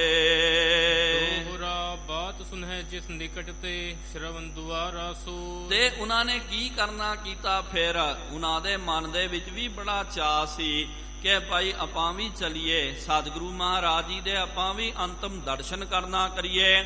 ਲੇਕਿਨ ਅਸਮਰਥਾ ਕਰਕੇ ਉਹ ਜਦੋਂ ਨਹੀਂ ਪਹੁੰਚ ਸਕੇ, ਉਹ ਫਿਰ ਲੋਕਾਂ ਨੂੰ ਕਹਿੰਦੇ ਭਾਈ ਜਾ ਕਰਕੇ ਚੰਗੀ ਤਰ੍ਹਾਂ ਵੇਖਣਾ ਕਰ, ਸਾਰਾ ਨਜ਼ਾਰਾ ਤੂੰ ਵੇਖ ਆਪਣੇ ਅੱਖਾਂ ਦੇ ਵਿੱਚ, ਤੇ ਤੂੰ ਸਮਾਂ ਲੈਣਾ ਕਰ, ਆਪਣੇ ਹਿਰਦੇ ਦੇ ਵਿੱਚ ਆ ਸਾਰੀ ਫਿਲਮ ਉਤਾਰ ਲੈ। ਫਿਰ ਆ ਕਰਕੇ ਇੱਕ ਇੱਕ ਗੱਲ ਮੈਨੂੰ ਦੱਸਣੀ ਹੈ, ਇੱਕ ਇੱਕ ਰਿਪੋਰਟ ਮੈਨੂੰ ਦੇਣੀ ਹੈ ਕਿ ਇਹ ਹੋਇਆ ਉਹ ਹੋਇਆ। ਜਿਸ ਤਰ੍ਹਾਂ ਅੱਜ ਦੇ ਜ਼ਮਾਨੇ ਦੇ ਵਿੱਚ ਕਿੱਥੇ ਜਾਣਾ ਹੋਵੇ ਆਪਾਂ ਨਹੀਂ ਜਾ ਸਕਦੇ, ਤੇ ਕਈਆਂ ਨੂੰ ਕਹਿ ਦਿੰਦੇ ਭਾਈ ਇੱਕ ਕੰਮ ਕਰ, ਉੱਥੋਂ ਦਾ ਵੀਡੀਓ ਬਣਾ ਕੇ ਲੈ ਕੇ ਆ, ਪੂਰੀ ਫਿਲਮ ਬਣਾ ਕੇ ਲੈ ਕੇ ਆ, ਮੈਂ ਚੰਗੀ ਤਰ੍ਹਾਂ ਬੈਠ ਕੇ ਵੇਖ ਲਊਂ। ਇਸ ਤਰ੍ਹਾਂ ਉਹਨਾਂ ਨੇ ਕਿਹਾ ਜਿਹੜੇ ਅੰਗਹੀਨ ਸਨ, ਨਹੀਂ ਪਹੁੰਚ ਸਕਦੇ ਸਨ, ਜਿਹੜੇ ਜਾਣ ਵਾਲਿਆਂ ਨੂੰ ਕਿਹਾ ਕਿ ਭਾਈ ਤੁਸੀਂ ਚੰਗੀ ਤਰ੍ਹਾਂ ਨਜ਼ਾਰਾ ਦੇਖੋ, ਉਹ ਫਿਲਮ ਆ ਕਰਕੇ ਆਪਣੇ ਹਿਰਦੇ ਵਿੱਚ ਖਿੱਚ ਕਰਕੇ ਸਾਨੂੰ ਦੱਸਿਆ ਜੇ। ਪਾਵਤ ਬਲ ਜਨ ਤਨ ਵਿਖੈ ਚਲਨ ਹਰਖ ਮਨ ਹੋ। ਫਿਰ ਕਈ ਜਿਹੜੇ ਹਨ ਪਿਆਰਿਓ, ਜਿਹੜੇ ਦੁਰਬਲ ਸਨ, ਜਿਨ੍ਹਾਂ ਦੇ ਅੰਦਰ ਕੋਈ ਬਲ ਨਹੀਂ ਸੀ, ਉਹਨਾਂ ਨੂੰ ਜਦੋਂ ਇਸ ਗੱਲ ਦਾ ਪਤਾ ਚੱਲਿਆ, ਇੱਕਦਮ ਪਿਆਰਿਓ ਅਕਸਮਾਤ ਉਹਨਾਂ ਦੇ ਅੰਦਰ ਬਲ ਆ ਗਿਆ, ਉਹਨਾਂ ਦੇ ਅੰਦਰ ਵੀ ਸ਼ਕਤੀ ਆ ਗਈ ਹੈ। ਜਿਨ੍ਹਾਂ ਦੇ ਪੈਰ ਹੱਥ ਪੈਰ ਤੇੜੇ ਵਿੰਗੇ ਸਨ, ਜਿਹੜੇ ਲੂਲੇ ਲੰਗੜੇ ਸਨ, ਉਹਨਾਂ ਦੇ ਪੈਰਾਂ ਦੇ ਵਿੱਚ ਵੀ ਸਮਰਥਾ ਆ ਗਈ। ਉਹ ਵੀ ਕਹਿੰਦੇ ਕਿ ਚਲੋ ਆਪਾਂ ਵੀ ਚਲੀਏ। ਕਈ ਵਾਰੀ ਪਿਆਰਿਓ ਇਹੋ ਜਿਹਾ ਕਰਿਸ਼ਮਾ ਜਿਹੜਾ ਵਰਤ ਜਾਂਦਾ ਹੈ, ਕਈ ਵਾਰੀ ਮਨ ਦੀ ਵੇਗ ਜਿਹੜੀ ਹੁੰਦੀ ਹੈ, ਮਨ ਦੀ ਭਾਵਨਾ, ਜਦੋਂ ਬਹੁਤ ਤੀਵਰ ਇੱਛਾ ਉੱਠਦੀ ਨਾ ਮਨ ਦੇ ਵਿੱਚ, ਤੇ ਨਿਕੰਮੇ ਸਰੀਰ ਦੇ ਅੰਗ ਵੀ ਜਿਹੜੇ ਉਹ ਕੰਮ ਕਰਨ ਵਾਸਤੇ ਲੱਗ ਜਾਂਦੇ। ਇਹਦਾ ਪ੍ਰਤੱਖ ਨਜ਼ਾਰਾ ਪਿਆਰਿਓ ਅੱਜ ਤੋਂ ਤਕਰੀਬਨ ਪੱਕਾ ਤਾਂ ਕਹਿ ਨਹੀਂ ਸਕਦੇ ਆ, ਸਾਲ ਜਾਂ 2 ਸਾਲ ਪਹਿਲੇ ਦੀ ਘਟਨਾ ਹੋ ਸਕਦਾ ਆਪ ਸਾਰਿਆਂ ਨੇ ਇਹ ਨਜ਼ਾਰਾ ਵੇਖਿਆ ਹੋਵੇਗਾ। ਇੱਕ ਬੱਚਾ ਜਿਹੜਾ ਸੀ, ਨੌਜਵਾਨ ਕਾਕਾ, ਉਹ ਵੀਲ ਚੇਅਰ ਦੇ ਉੱਤੇ ਸ੍ਰੀ ਦਰਬਾਰ ਸਾਹਿਬ ਜੀ ਦੇ ਦਰਸ਼ਨ ਕਰਨ ਵਾਸਤੇ ਗਿਆ ਸੀ, ਤੇ ਬਚਪਨ ਤੋਂ ਹੀ ਪਿਆਰਿਓ ਜਨਮਜਾਤ ਉਹ ਬੱਚਾ ਜਿਹੜਾ ਸੀ ਲੰਗੜਾ ਲੂਲਾ ਸੀ, ਚੱਲਣਾ ਨਹੀਂ ਆਉਂਦਾ, ਅਸਮਰਥਤਾ ਸੀ। ਤੇ ਵੀਲ ਚੇਅਰ ਦੇ ਉੱਤੇ, ਕਿਉਂਕਿ ਤਖਤ ਸਾਹਿਬ ਦੇ ਵਿੱਚ ਵੀ ਪਿਆਰਿਓ ਇਹਦਾ ਪ੍ਰਬੰਧ ਕੀਤਾ ਗਿਆ, ਜਿਹੜੇ ਬੰਦੇ ਨਹੀਂ ਚੜ ਸਕਦੇ ਹਨ, ਦਰਬਾਰ ਸਾਹਿਬ ਦੇ ਦਰਸ਼ਨ ਨਹੀਂ ਕਰ ਸਕਦੇ, ਉਹਨਾਂ ਨੂੰ ਵੀਲ ਚੇਅਰ ਤੇ ਬਿਠਾ ਕਰਕੇ, ਸੇਵਾਦਾਰ ਵੀ ਸਾਡੇ ਕੋਲ ਰੱਖੇ ਗਏ, ਉਹ ਫਿਰ ਚੰਗੀ ਤਰ੍ਹਾਂ ਜੁਗਤੀ ਦੇ ਨਾਲ ਖਿੱਚ ਕਰਕੇ ਲੈ ਕੇ ਆਉਂਦੇ, ਬਾਹਰੀ ਪਰਿਕਰਮਾ ਤੋਂ ਦਰਸ਼ਨ ਕਰਾ ਕਰਕੇ ਉਹ ਲੈ ਕੇ ਚੱਲ ਜਾਂਦੇ। ਇਸ ਤਰ੍ਹਾਂ ਦਰਬਾਰ ਸਾਹਿਬ ਦੇ ਸੇਵਾਦਾਰਾਂ ਦੀ ਡਿਊਟੀ ਲੱਗ ਗਈ। ਉਹ ਵੀਲ ਚੇਅਰ ਤੇ ਬੱਚੇ ਨੂੰ ਬਿਠਾ ਕਰਕੇ ਲੈ ਕੇ ਗਏ, ਤੇ ਫਿਰ ਜਦੋਂ ਅੰਦਰ ਉੱਥੇ ਲੈ ਕੇ ਗਏ, ਉੱਥੇ ਫਿਰ ਉਹਨੂੰ ਖੜ ਕਰਕੇ ਬਾਹਾਂ ਦਾ ਸਹਾਰਾ ਦੇ ਕਰਕੇ 2 ਸੇਵਾਦਾਰਾਂ ਨੇ ਉਹਨੂੰ ਬਿਠਾ ਦਿੱਤਾ। ਤੇ ਜਦੋਂ ਪਿਆਰਿਓ ਬਿਠਾ ਕਰਕੇ ਉਹਨੇ ਕੋ ਚਿਰ ਨੂੰ ਕੀ ਹੋਇਆ, ਅਰਦਾਸ ਦਾ ਸਮਾਂ ਹੋ ਗਿਆ। ਸਾਰੇ ਜਿਹੜੇ ਹਨ ਪਿਆਰਿਓ ਰੁਕ ਗਏ, ਖੜ ਗਏ, ਤੇ ਜਦੋਂ ਖੜ ਕਰਕੇ ਅਰਦਾਸ ਦੇ ਵਿੱਚ ਜਦੋਂ ਸਾਰੇ ਸ਼ਾਮਲ ਹੋ ਗਏ, ਸੇਵਾਦਾਰਾਂ ਨੇ ਉਹਨੂੰ ਕਿਹਾ ਕਿ ਬੇਟਾ ਤੂੰ ਬਹਿ ਜਾ, ਅਰਦਾਸ ਚੱਲ ਰਹੀ ਹੈ। ਜਦੋਂ ਅਰਦਾਸ ਦੀ ਧੁਨੀ ਉਹਦੇ ਕੰਨਾਂ ਦੇ ਵਿੱਚ ਪਈ, ਯਕਦਮ ਪਿਆਰਿਓ ਉਹਦੇ ਅੰਦਰ ਬਿਜਲੀ ਕੌਂਦ ਗਈ ਹੈ। ਇਸ ਤਰ੍ਹਾਂ ਦੀ ਸ਼ਕਤੀ ਦਾ ਸੰਚਾਰ ਹੋਇਆ। ਜਿਹੜਾ ਬੰਦਾ ਸਾਰੀ ਤੈਅ ਉਮਰ ਜਿਹੜਾ ਚੱਲਣ ਤੋਂ ਅਸਮਰਥ ਸੀ, ਇੱਕਦਮ ਪਿਆਰਿਓ ਉਹ ਖੜ ਗਿਆ। ਖੜ ਕਰਕੇ ਉਹਨੂੰ ਵੀ ਯਕੀਨ ਨਹੀਂ ਹੋ ਰਿਹਾ ਕਿ ਕੀ ਕੌਤਕ ਵਰਤ ਗਿਆ ਕਰਕੇ। ਉਹ ਵੀ ਵੇਖ ਰਿਹਾ ਆਪਣੇ ਪੈਰਾਂ ਦੇ ਵੱਲ ਕਿ ਮੈਨੂੰ ਕੀ ਹੋ ਚੱਲਿਆ ਹੈ। ਨਾਲ ਦੇ ਸੇਵਾਦਾਰ ਵੀ ਬੜੇ ਹੱਕੇ ਬੱਕੇ ਜੇ ਹੋ ਗਏ। ਇਹ ਉਹੀ ਬੱਚਾ ਜਿਹੜਾ ਜਿਹਦੇ ਪੈਰ ਨਿਰਬਲ ਸਨ, ਜਿਹੜਾ ਖੜ ਨਹੀਂ ਸਕਦਾ, ਜਿਹਨੂੰ ਵੀਲ ਚੇਅਰ ਤੇ ਬਿਠਾ ਕਰਕੇ ਅਸੀਂ ਲੈ ਕੇ ਆਏ, ਲੇਕਿਨ ਸਤਿਗੁਰੂ ਮਹਾਰਾਜ ਜੀ ਦੀ ਕਿਰਪਾ ਦੇ ਨਾਲ ਅਰਦਾਸ ਵਿੱਚ ਸ਼ਾਮਲ ਹੋਣ ਵਾਸਤੇ ਇੱਕਦਮ ਉਹ ਵੀ ਜਿਹੜੀ ਅੰਦਰੋਂ ਆਵਾਜ਼ ਆਈ ਕਿ ਮਨਾ ਤੂੰ ਵੀ ਖੜ ਜਾ, ਤੂੰ ਵੀ ਖੜ ਜਾ। ਬਸ ਮੈਂ ਖੜਨ ਦਾ ਯਤਨ ਕੀਤਾ ਤੇ ਅੱਜ ਉਹ ਸਾਰਾ ਨਜ਼ਾਰਾ ਤੁਸੀਂ ਤੱਕ ਰਹੇ ਹੋ। ਇਹ ਸਾਰਾ ਨਜ਼ਾਰਾ ਪਿਆਰਿਓ ਉੱਥੇ ਜਿਹੜੇ ਕੈਮਰੇ CCTV ਕੈਮਰੇ ਲੱਗੇ ਇਹਦੇ ਵਿੱਚ ਉਹ ਕੈਦ ਹੋ ਗਿਆ। ਸਾਰਿਆਂ ਨੂੰ ਪਿਆਰਿਓ ਪਤਾ ਚੱਲ ਗਿਆ ਕਿ ਇਹ ਸਤਿਗੁਰੂ ਮਹਾਰਾਜ ਜੀ ਦੀ ਕਿਰਪਾ, ਇਹ ਸਿੱਖ ਦੀ ਭਾਵਨਾ ਹੈ।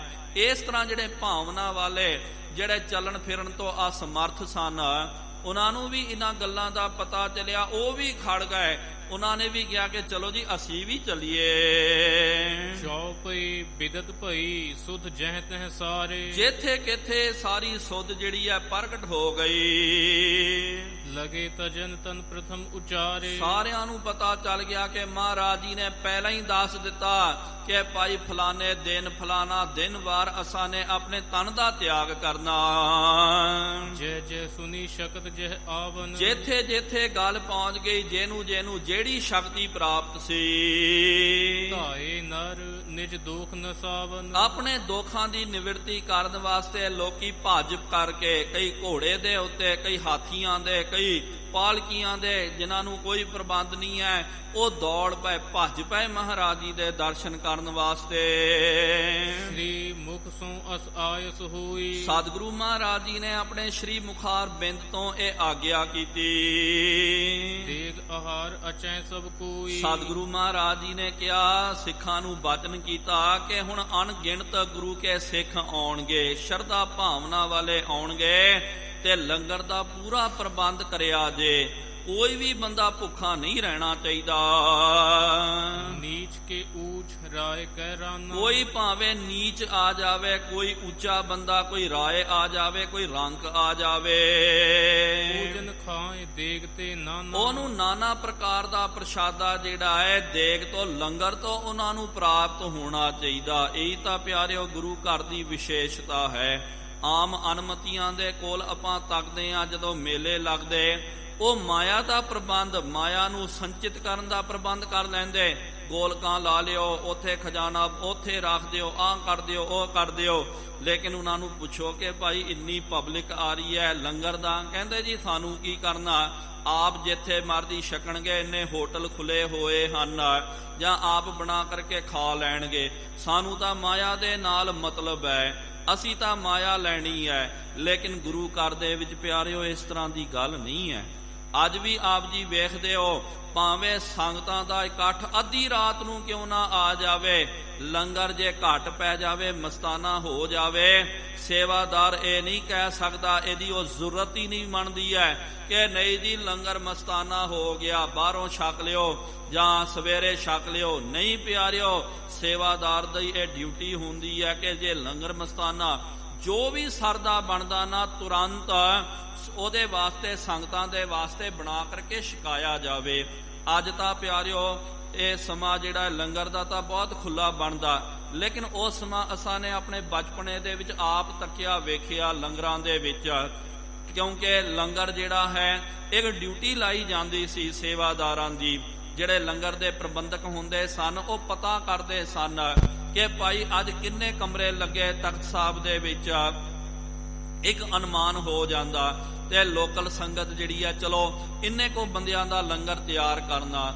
ਲੇਕਿਨ ਕਈ ਵਾਰੀ ਜਦੋਂ ਲੰਗਰ ਜਿਹੜਾ ਹੈ ਸਮਾਪਤ ਹੋ ਜਾਂਦਾ, ਸਾਰਿਆਂ ਨੂੰ ਪ੍ਰਾਪਤ ਹੋ ਜਾਂਦਾ, ਕਿਉਂਕਿ ਪਹਿਲੇ ਜ਼ਮਾਨਿਆਂ ਦੇ ਵਿੱਚ ਇੱਕ ਵਾਰ ਕਦੇ ਟਰੱਕ ਆ ਗਿਆ, ਕਦੇ ਸੰਗਤਾਂ ਦਾ ਇਕੱਠ ਆ ਗਿਆ, ਉਸੇ ਵੇਲੇ ਲਾਂਗਰੀ ਸਿੱਖ ਜਿਹੜੇ ਇੰਚਾਰਜ ਪ੍ਰਬੰਧਕ ਹੁੰਦੇ, ਉਹ ਤੁਰੰਤ ਅੱਧੀ ਰਾਤ ਨੂੰ ਆ ਕਰਕੇ ਜੋ ਵੀ ਸਰਦਾ ਬਣਦਾ ਤੁਰੰਤ ਜਿਹੜਾ ਹੈ ਆਪਣੇ ਇਲਾਕੇ ਦੇ ਵਿੱਚ ਜ਼ਿਆਦਾ ਕਰਕੇ ਤਾਂ ਤੁਰੰਤ, ਜੇ ਪ੍ਰਸ਼ਾਦਾ ਤਿਆਰ ਕਰਨਾ ਤਾਂ ਬੜਾ ਸਮਾਂ ਲੱਗ ਜਾਂਦਾ ਸੀ, ਚੌਲ ਬਣਾ ਲਿਆ ਤੇ ਵੇਸਣ ਜਿਹੜਾ ਹੈ ਤੇ ਉਹ ਬਣਾ ਲਿਆ, ਤੁਰੰਤ ਪਿਆਰਿਓ ਮਿੰਟਾਂ ਸਕਿੰਟਾਂ ਦੇ ਵਿੱਚ ਹੀ ਜਦੋਂ ਸੰਗਤ ਆ ਗਈ, ਉਹ ਬਸ ਹੱਥ ਪੈਰ ਧੋ ਕੇ ਇਸ਼ਨਾਨ ਪਾਣੀ ਕਰਕੇ ਸੁਚੇਤਾ ਕਰਕੇ ਇੱਥੇ ਲੰਗਰ ਦੇ ਵਿੱਚ ਪਹੁੰਚਣ ਤੋਂ ਪਹਿਲਾਂ ਹੀ ਉਹਨਾਂ ਦੇ ਵਾਸਤੇ ਪ੍ਰਸ਼ਾਦੇ ਦਾ ਪ੍ਰਬੰਧ ਹੋ ਜਾਇਆ ਕਰਦਾ।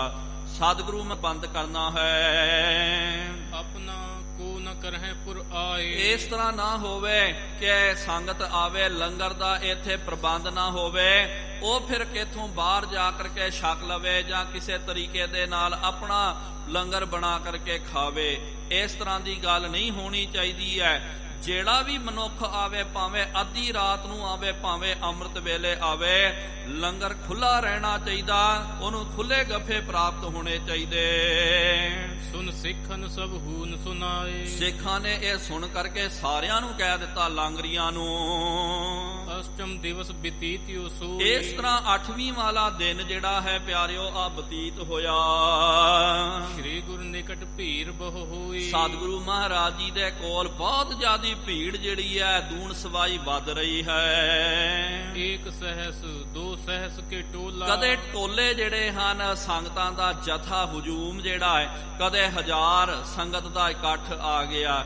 ਕੋਈ ਸ਼ਬਦ ਬਾਣੀ ਦਾ ਕੀਰਤਨ ਕਰਦਿਆਂ 2000 2500 ਦੀ ਗਿਣਤੀ ਦੇ ਵਿੱਚ ਸੰਗਤਾਂ ਦੇ ਜਥੇ ਪਹੁੰਚ ਰਹੇ ਹਨ। ਆਏ ਹਟਹਿ ਕਰ ਦਰਸ ਅਮੋਲਾ। ਆ ਕਰਕੇ ਮਹਾਰਾਜ ਜੀ ਦੇ ਦਰਸ਼ਨ ਕਰ ਰਹੇ, ਕੋਈ ਦਰਸ਼ਨ ਕਰਨ ਵਾਸਤੇ ਆ ਰਿਹਾ, ਕੋਈ ਦਰਸ਼ਨ ਕਰਕੇ ਵਾਪਸ ਜਾ ਰਿਹਾ। ਮਿਲਹਿ ਪਰਸਪਰ ਸੁਜਸ ਸੁਨਾਵਹਿ। ਮਿਲ ਕਰਕੇ ਆਪਸ ਦੇ ਵਿੱਚ ਮਹਾਰਾਜ ਜੀ ਦਾ ਸੁਜਸ ਕਰਦੇ। ਸ੍ਰੀ ਨਾਨਕ ਗਾਵਹਿ। ਸਾਰੇ ਕਹਿੰਦੇ ਧੰਨ ਗੁਰ ਨਾਨਕ ਦੇਵ ਜੀ ਮਹਾਰਾਜ। ਆਪਾਂ ਵੀ ਉਚਾਰਨ ਕਰੀਏ ਪਿਆਰਿਓ, ਧੰਨ ਗੁਰ ਨਾਨਕ ਦੇਵ ਜੀ ਮਹਾਰਾਜ, ਧੰਨ ਗੁਰ ਨਾਨਕ ਦੇਵ ਜੀ ਮਹਾਰਾਜ। ਜੈ ਜੈਕਾਰ ਜਹਾਂ ਤਹਿ ਹੋਵਤ। ਸਤਿਗੁਰੂ ਮਹਾਰਾਜ ਗੁਰੂ ਨਾਨਕ ਜੀ ਆਪ ਜੀ ਦੀ ਜੈ ਜੈਕਾਰ ਹੋਵੇ, ਜੈ ਜੈਕਾਰ ਹੋਵੇ। ਮਨਹੁ ਕੁਕਰਮਨ ਕੀ ਮਲ ਧੂਵਤ। ਇਹ ਕਹਿ ਕਰਕੇ ਜਕਾਰੇ ਛੱਡਦੇ ਹਨ। ਜਿਸ ਤਰ੍ਹਾਂ ਕਿ ਅੱਜ ਵੀ ਆਪਾਂ ਵੇਖਦੇ ਹਾਂ ਗੁਰੂ ਕੇ ਸਿੰਘ ਜਦੋਂ ਮਹੱਲੇ ਨਿਕਲਦੇ, ਨਗਰ ਕੀਰਤਨ ਨਿਕਲਦੇ, ਗੱਜ ਗੱਜ ਕਰਕੇ ਜਕਾਰਾ ਛੱਡਦੇ ਹਨ। ਤੇ ਇਸ ਤਰ੍ਹਾਂ ਇਹ ਜਕਾਰੇ ਮਹਾਰਾਜ ਜੀ ਦਾ ਜੈ ਜੈਕਾਰਾ ਕਰਕੇ ਆਪਣੇ ਮਨ ਦੀ ਮਲ ਇਹ ਧੋ ਰਹੇ। ਦੇਖਹਿ ਕਰੁਣਾ ਦ੍ਰਿਸ਼ਟ ਕਿਰਪਾਲਾ। ਕਿਰਪਾਲੂ ਸਤਿਗੁਰੂ ਮਹਾਰਾਜ ਹਰ ਇੱਕ ਸਿੱਖ ਦੇ ਉੱਤੇ ਕਿਰਪਾ ਦੀ ਦ੍ਰਿਸ਼ਟੀ ਦੇ ਨਾਲ ਤੱਕ ਰਹੇ ਹਨ। ਜਸ ਇੱਛਾ ਤਸ ਪੂਰਹਿ ਦਿਆਲਾ। ਜਿਹਦੀ ਜੋ ਇੱਛਾ ਹੈ ਮਹਾਰਾਜ ਦਿਆਲੂ ਮਹਾਰਾਜ ਉਹਦੀ ਉਹ ਇੱਛਾ ਪੂਰੀ ਕਰ ਰਹੇ। ਵਿਪਰ ਵੈਸ ਖੱਤਰੀ ਬਹੁ ਆਏ। ਬਹੁਤ ਸਾਰੇ ਵਿਪਰ ਪੰਡਤ ਤੇ ਖੱਤਰੀ ਵੈਸ਼ ਆਦਿਕ ਆਏ। ਸ਼ੂਦਰ ਤੁਰਕ ਭੀਰ ਤਰ ਭਾਏ। ਸ਼ੂਦਰ ਵੀ ਆ ਗਏ, ਤੁਰਕ ਵੀ ਆ ਗਏ, ਕਿਉਂਕਿ ਗੁਰੂ ਘਰ ਦੇ ਵਿੱਚ ਪਿਆਰਿਓ ਕੋਈ ਵਿਤਕਰਾ ਨਹੀਂ ਹੈ। ਕੋਈ ਵੀ ਆ ਜਾਵੇ। ਮਹਾਰਾਜ ਜੀ ਨੇ 4 ਦਰਵਾਜ਼ੇ ਬਣਾਏ ਹਨ। ਇਹ 4 ਦਿਸ਼ਾਵਾਂ ਦੇ ਵਿੱਚ 4 ਵਰਨ ਵਾਲਿਆਂ ਦੇ, 4 ਧਰਮ ਵਾਲਿਆਂ, ਹਰ ਕਿਸੇ ਦੇ ਵਾਸਤੇ, ਭਾਵੇਂ ਕੋਈ ਉੱਤਰ ਪੂਰਬ ਪੱਛਮ ਦੱਖਣ ਤੋਂ ਆ ਜਾਵੇ, ਸਾਰਿਆਂ ਦੇ ਵਾਸਤੇ ਗੁਰੂ ਘਰ ਦੇ ਬੂਹੇ ਸਦਾ ਖੁੱਲੇ ਹਨ। ਜੇ ਮੁਲਤਾਨ ਮਦੀਨੇ ਮਾਹੀ। ਜਿਹੜੇ ਮੁਲਤਾਨ ਮਦੀਨੇ ਆਦਿਕ ਦੇ ਵਿੱਚ, ਮੱਕੇ ਪੀਰ ਸ਼ਕਤ ਤਰ ਆਹੀ। ਜਿਹੜੇ ਮੱਕੇ ਆਦਿਕ ਦੇ ਵਿੱਚ ਇਸਲਾਮੀ ਮਤ ਦੇ ਵੱਡੇ ਵੱਡੇ ਜੋ ਅਜ਼ਮਤਵਾਨ ਸ਼ਕਤੀਵਾਨ ਜੋ ਮਹਾਂਪੁਰਖ ਹਨ। ਗੁਰ ਸੁਧ ਸੁਨਤ ਬੇਗ ਸੋ ਆਏ। ਸਤਿਗੁਰੂ ਮਹਾਰਾਜ ਜੀ ਦੀ ਇਹ ਖਬਰ ਸੁਣ ਕਰਕੇ ਇਹ ਨਾ ਸਮਝੋ ਕਿ ਭਾਈ ਸਿਰਫ ਇੱਥੇ ਜਿਹੜੇ ਸ਼ਰੀਰਾਂ ਦਾ ਮੇਲਾ ਲੱਗ ਰਿਹਾ। ਨਹੀਂ ਪਿਆਰਿਓ, ਸ਼ਰੀਰ ਕਰਕੇ ਵੀ ਜਿਹੜੇ ਗੁਪਤ ਤੌਰ ਤੇ ਨਹੀਂ ਪਹੁੰਚ ਸਕਦੇ, ਉਹ ਤਾਂ ਸ਼ਰੀਰ ਕਰਕੇ ਉਹਨਾਂ ਨੇ ਆਉਣਾ ਹੈ। ਤੇ ਜਿਹੜੇ ਸ਼ਰੀਰ ਕਰਕੇ ਆਏ ਉਹ ਤਾਂ ਨਜ਼ਰ ਆ ਰਹੇ, ਲੇਕਿਨ ਗੁਪਤ ਰੂਹਾਂ ਜਿਹੜੀਆਂ ਹਨ, ਜਿਹੜੇ ਅਜ਼ਮਤਵਾਨ ਹਨ, ਆਪਣੇ ਤਨ ਦਾ ਉਹ ਤੂੰ ਛੱਡ ਕਰਕੇ ਉਥੇ ਤੇ ਅੰਤਰ ਆਤਮਾ ਨਾਲ ਉਡਾਰੀ ਮਾਰ ਕਰਕੇ ਸੂਖਸ਼ਮ ਸ਼ਰੀਰ ਨੂੰ ਧਾਰਨ ਕਰਕੇ ਗੁਪਤ ਤੌਰ ਤੇ ਆ ਕਰਕੇ ਮਹਾਰਾਜ ਜੀ ਦੇ ਦਰਸ਼ਨ ਕਰ ਰਹੇ। ਦਰਸ਼ਨ ਕਰਹਿ ਜਨਮ ਫਲ ਪਾਏ। ਦਰਸ਼ਨ ਕਰਕੇ ਉਹਨਾਂ ਨੂੰ ਜਨਮ ਦਾ ਫਲ, ਜਿਹੜਾ ਸ਼ੁਭ ਫਲ, ਕਿਰਤਾਰਥ ਦਾ ਫਲ ਉਹਨਾਂ ਨੂੰ ਪ੍ਰਾਪਤ ਹੋ ਰਿਹਾ। ਅੰਬੀਏ ਬਹੁਰ ਔਲੀਏ ਜੀ। ਬਹੁਤ ਸਾਰੇ ਜਿਹੜੇ ਅੰਬੀਏ, ਨਬੀ ਆਦਿਕ, ਔਲੀਏ ਆਦਿਕ, ਤੇ ਪੈਗੰਬਰ ਆਏ ਤੇ ਵੱਡੇ ਪੈਗੰਬਰ ਜਿਹੜੇ ਮੁਹੰਮਦ ਸਾਹਿਬ ਆਦਿਕ, ਹਜ਼ਰਤ ਮੂਸਾ, ਈਸਾ, ਸਭ ਕੋ ਆਇਸ ਖਾਨ ਆਹਾਰ। ਸਤਿਗੁਰੂ ਮਹਾਰਾਜ ਜੀ ਨੇ ਜੋ ਵੀ ਪ੍ਰਤੱਖ ਆ ਰਿਹਾ ਨਾ, ਸਤਿਗੁਰੂ ਮਹਾਰਾਜ ਉਹਨੂੰ ਪਹਿਲੇ ਮਿਲਦੇ ਹਨ। ਮਿਲ ਕੇ ਫਿਰ ਕਹਿੰਦੇ ਭਾਈ ਬਹੁਤ ਦੂਰੋਂ ਆਏ, ਕਿੱਥੋਂ ਆਏ? ਕੋਈ ਕਹਿੰਦਾ ਜੀ ਮੈਂ ਇੱਥੋਂ ਆਇਆ, ਕੋਈ ਕਹਿੰਦਾ ਉੱਥੋਂ। ਸਤਿਗੁਰੂ ਜੀ ਕਹਿਣ ਲੱਗੇ ਜਾਓ ਭਾਈ ਲੰਗਰ ਦੇ ਵਿੱਚੋਂ ਪ੍ਰਸ਼ਾਦਾ ਪ੍ਰਾਪਤ ਕਰੋ। ਵਰਤੈ ਦੇਗ ਸੋ ਪ੍ਰਥਮ ਪ੍ਰਕਾਰ। ਪਹਿਲੇ ਜੇ ਵਾਂਗੂ ਹੀ ਪਿਆਰਿਓ ਖੁੱਲਾ ਜਿਹੜਾ ਲੰਗਰ ਦੇ ਵਿੱਚ ਗੱਫੇ ਵਰਤਾਏ ਜਾ ਰਹੇ ਹਨ। ਜਦਬ ਅਨਗਨ ਮਾਨਵ ਭੀਰੰ। ਇਸ ਤਰ੍ਹਾਂ ਬਹੁਤ ਜ਼ਿਆਦੀ ਅਣਗਿਣਤ ਮਨੁੱਖਾਂ ਦੀ ਭੀੜ ਲੱਗ ਗਈ ਹੈ ਗੁਰੂ ਘਰ ਦੇ ਵਿੱਚ। ਤੋਟ ਭਈ ਗਹੀਰੰ। ਲੇਕਿਨ ਗੁਰੂ ਘਰ ਦੇ ਵਿੱਚ ਲੰਗਰ ਦੇ ਵਿੱਚ ਪਿਆਰਿਓ ਤੋਟ ਨਾ ਆਵੇ ਵਧਦੋ ਜਾਈ। ਗੁਰੂ ਘਰ ਦੇ ਵਿੱਚ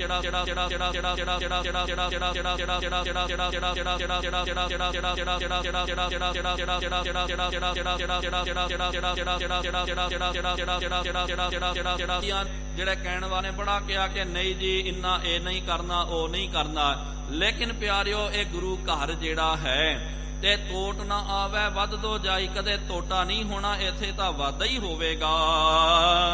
ਦੇਖਤ ਬਿਸਮੈ ਵੈ ਨਰ ਜਾਨ। ਲੰਗਰ ਨੂੰ ਵੇਖ ਕਰਕੇ ਸਾਰੇ ਵਿਸਮਿਤ ਹੋ ਰਹੇ ਹਨ। ਅੱਜ ਵੀ ਪਿਆਰਿਓ ਸਾਰੀ ਦੁਨੀਆ ਜਿਹੜੀ ਹੈ ਲੰਗਰਾਂ ਨੂੰ ਵੇਖ ਰਹੀ ਹੈ।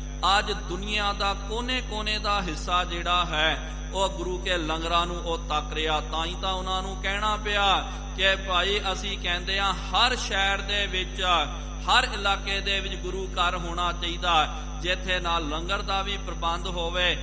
ਮਨੁੱਖਤਾ ਹੀ ਇਹੋ ਜਿਹੀ ਬਿਪਤਾ ਦੇ ਵਿੱਚ ਆ ਜਾਵੇ ਤੇ ਗੁਰੂ ਘਰ ਨੇ ਉਹਨਾਂ ਨੂੰ ਸਾਂਭ ਲੈਣਾ। ਉਹ ਵਿਸਮਿਤ ਹੋ ਰਹੇ ਹਨ, ਅਚੰਭੇ ਦੇ ਵਿੱਚ ਆ ਰਹੇ। ਇਸ ਤਰ੍ਹਾਂ ਨਹੀਂ ਹੈ ਕਿ ਭਾਈ ਮਾਇਆ ਦੂਜਿਆਂ ਦੇ ਕੋਲ ਨਹੀਂ ਹੈ। ਅੱਜ ਵੀ ਪਿਆਰਿਓ ਵੱਡੇ ਵੱਡੇ ਮੰਦਿਰ, ਵੱਡੇ ਵੱਡੇ ਜਿਹੜੇ ਧਾਰਮਿਕ ਅਦਾਰੇ, ਮਸੀਤਾਂ ਆਦਿਕ ਦੇ ਵਿੱਚ ਅਰਬਾਂ ਅਣਗਿਣਤ ਪਿਆਰਿਓ ਮਾਇਆ ਪਈ ਹੋਈ ਹੈ। ਲੇਕਿਨ ਉਹਨਾਂ ਦੇ ਅੰਦਰ ਜ਼ਿਗਰਾ ਹੀ ਨਹੀਂ ਹੈ। ਜ਼ਿਗਰਾ ਤਾਂ ਸਤਿਗੁਰੂ ਮਹਾਰਾਜ ਜੀ ਨੇ ਸਿਰਫ ਖਾਲਸੇ ਨੂੰ ਦਿੱਤਾ।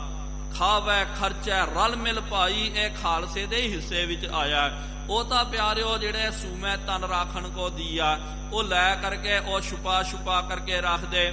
ਅੱਜ ਵੀ ਉਹਨਾਂ ਦੇ ਕਈ ਪਿਆਰਿਓ ਮਾਫ ਕਰਨਾ, ਲੇਕਿਨ ਹਕੀਕਤ ਹੈ ਅੱਜ ਵੀ ਧਾਰਮਿਕ ਅਦਾਰਿਆਂ ਦੇ ਵਿੱਚ ਉਹ ਕਹਿੰਦੇ ਕਿ ਆਓ ਜੀ ਆਓ ਸਾਡੇ ਕੋਲ ਆਓ ਦਰਸ਼ਨ ਕਰੋ, ਮਾਇਆ ਪੇਟ ਕਰਕੇ ਜਾਓ, ਤੁਹਾਨੂੰ ਮਿਲੇਗਾ ਕੁਛ ਵੀ ਨਹੀਂ ਹੈ। ਆਪਣਾ ਪ੍ਰਬੰਧ ਆਪ ਕਰਕੇ ਆਉਣਾ।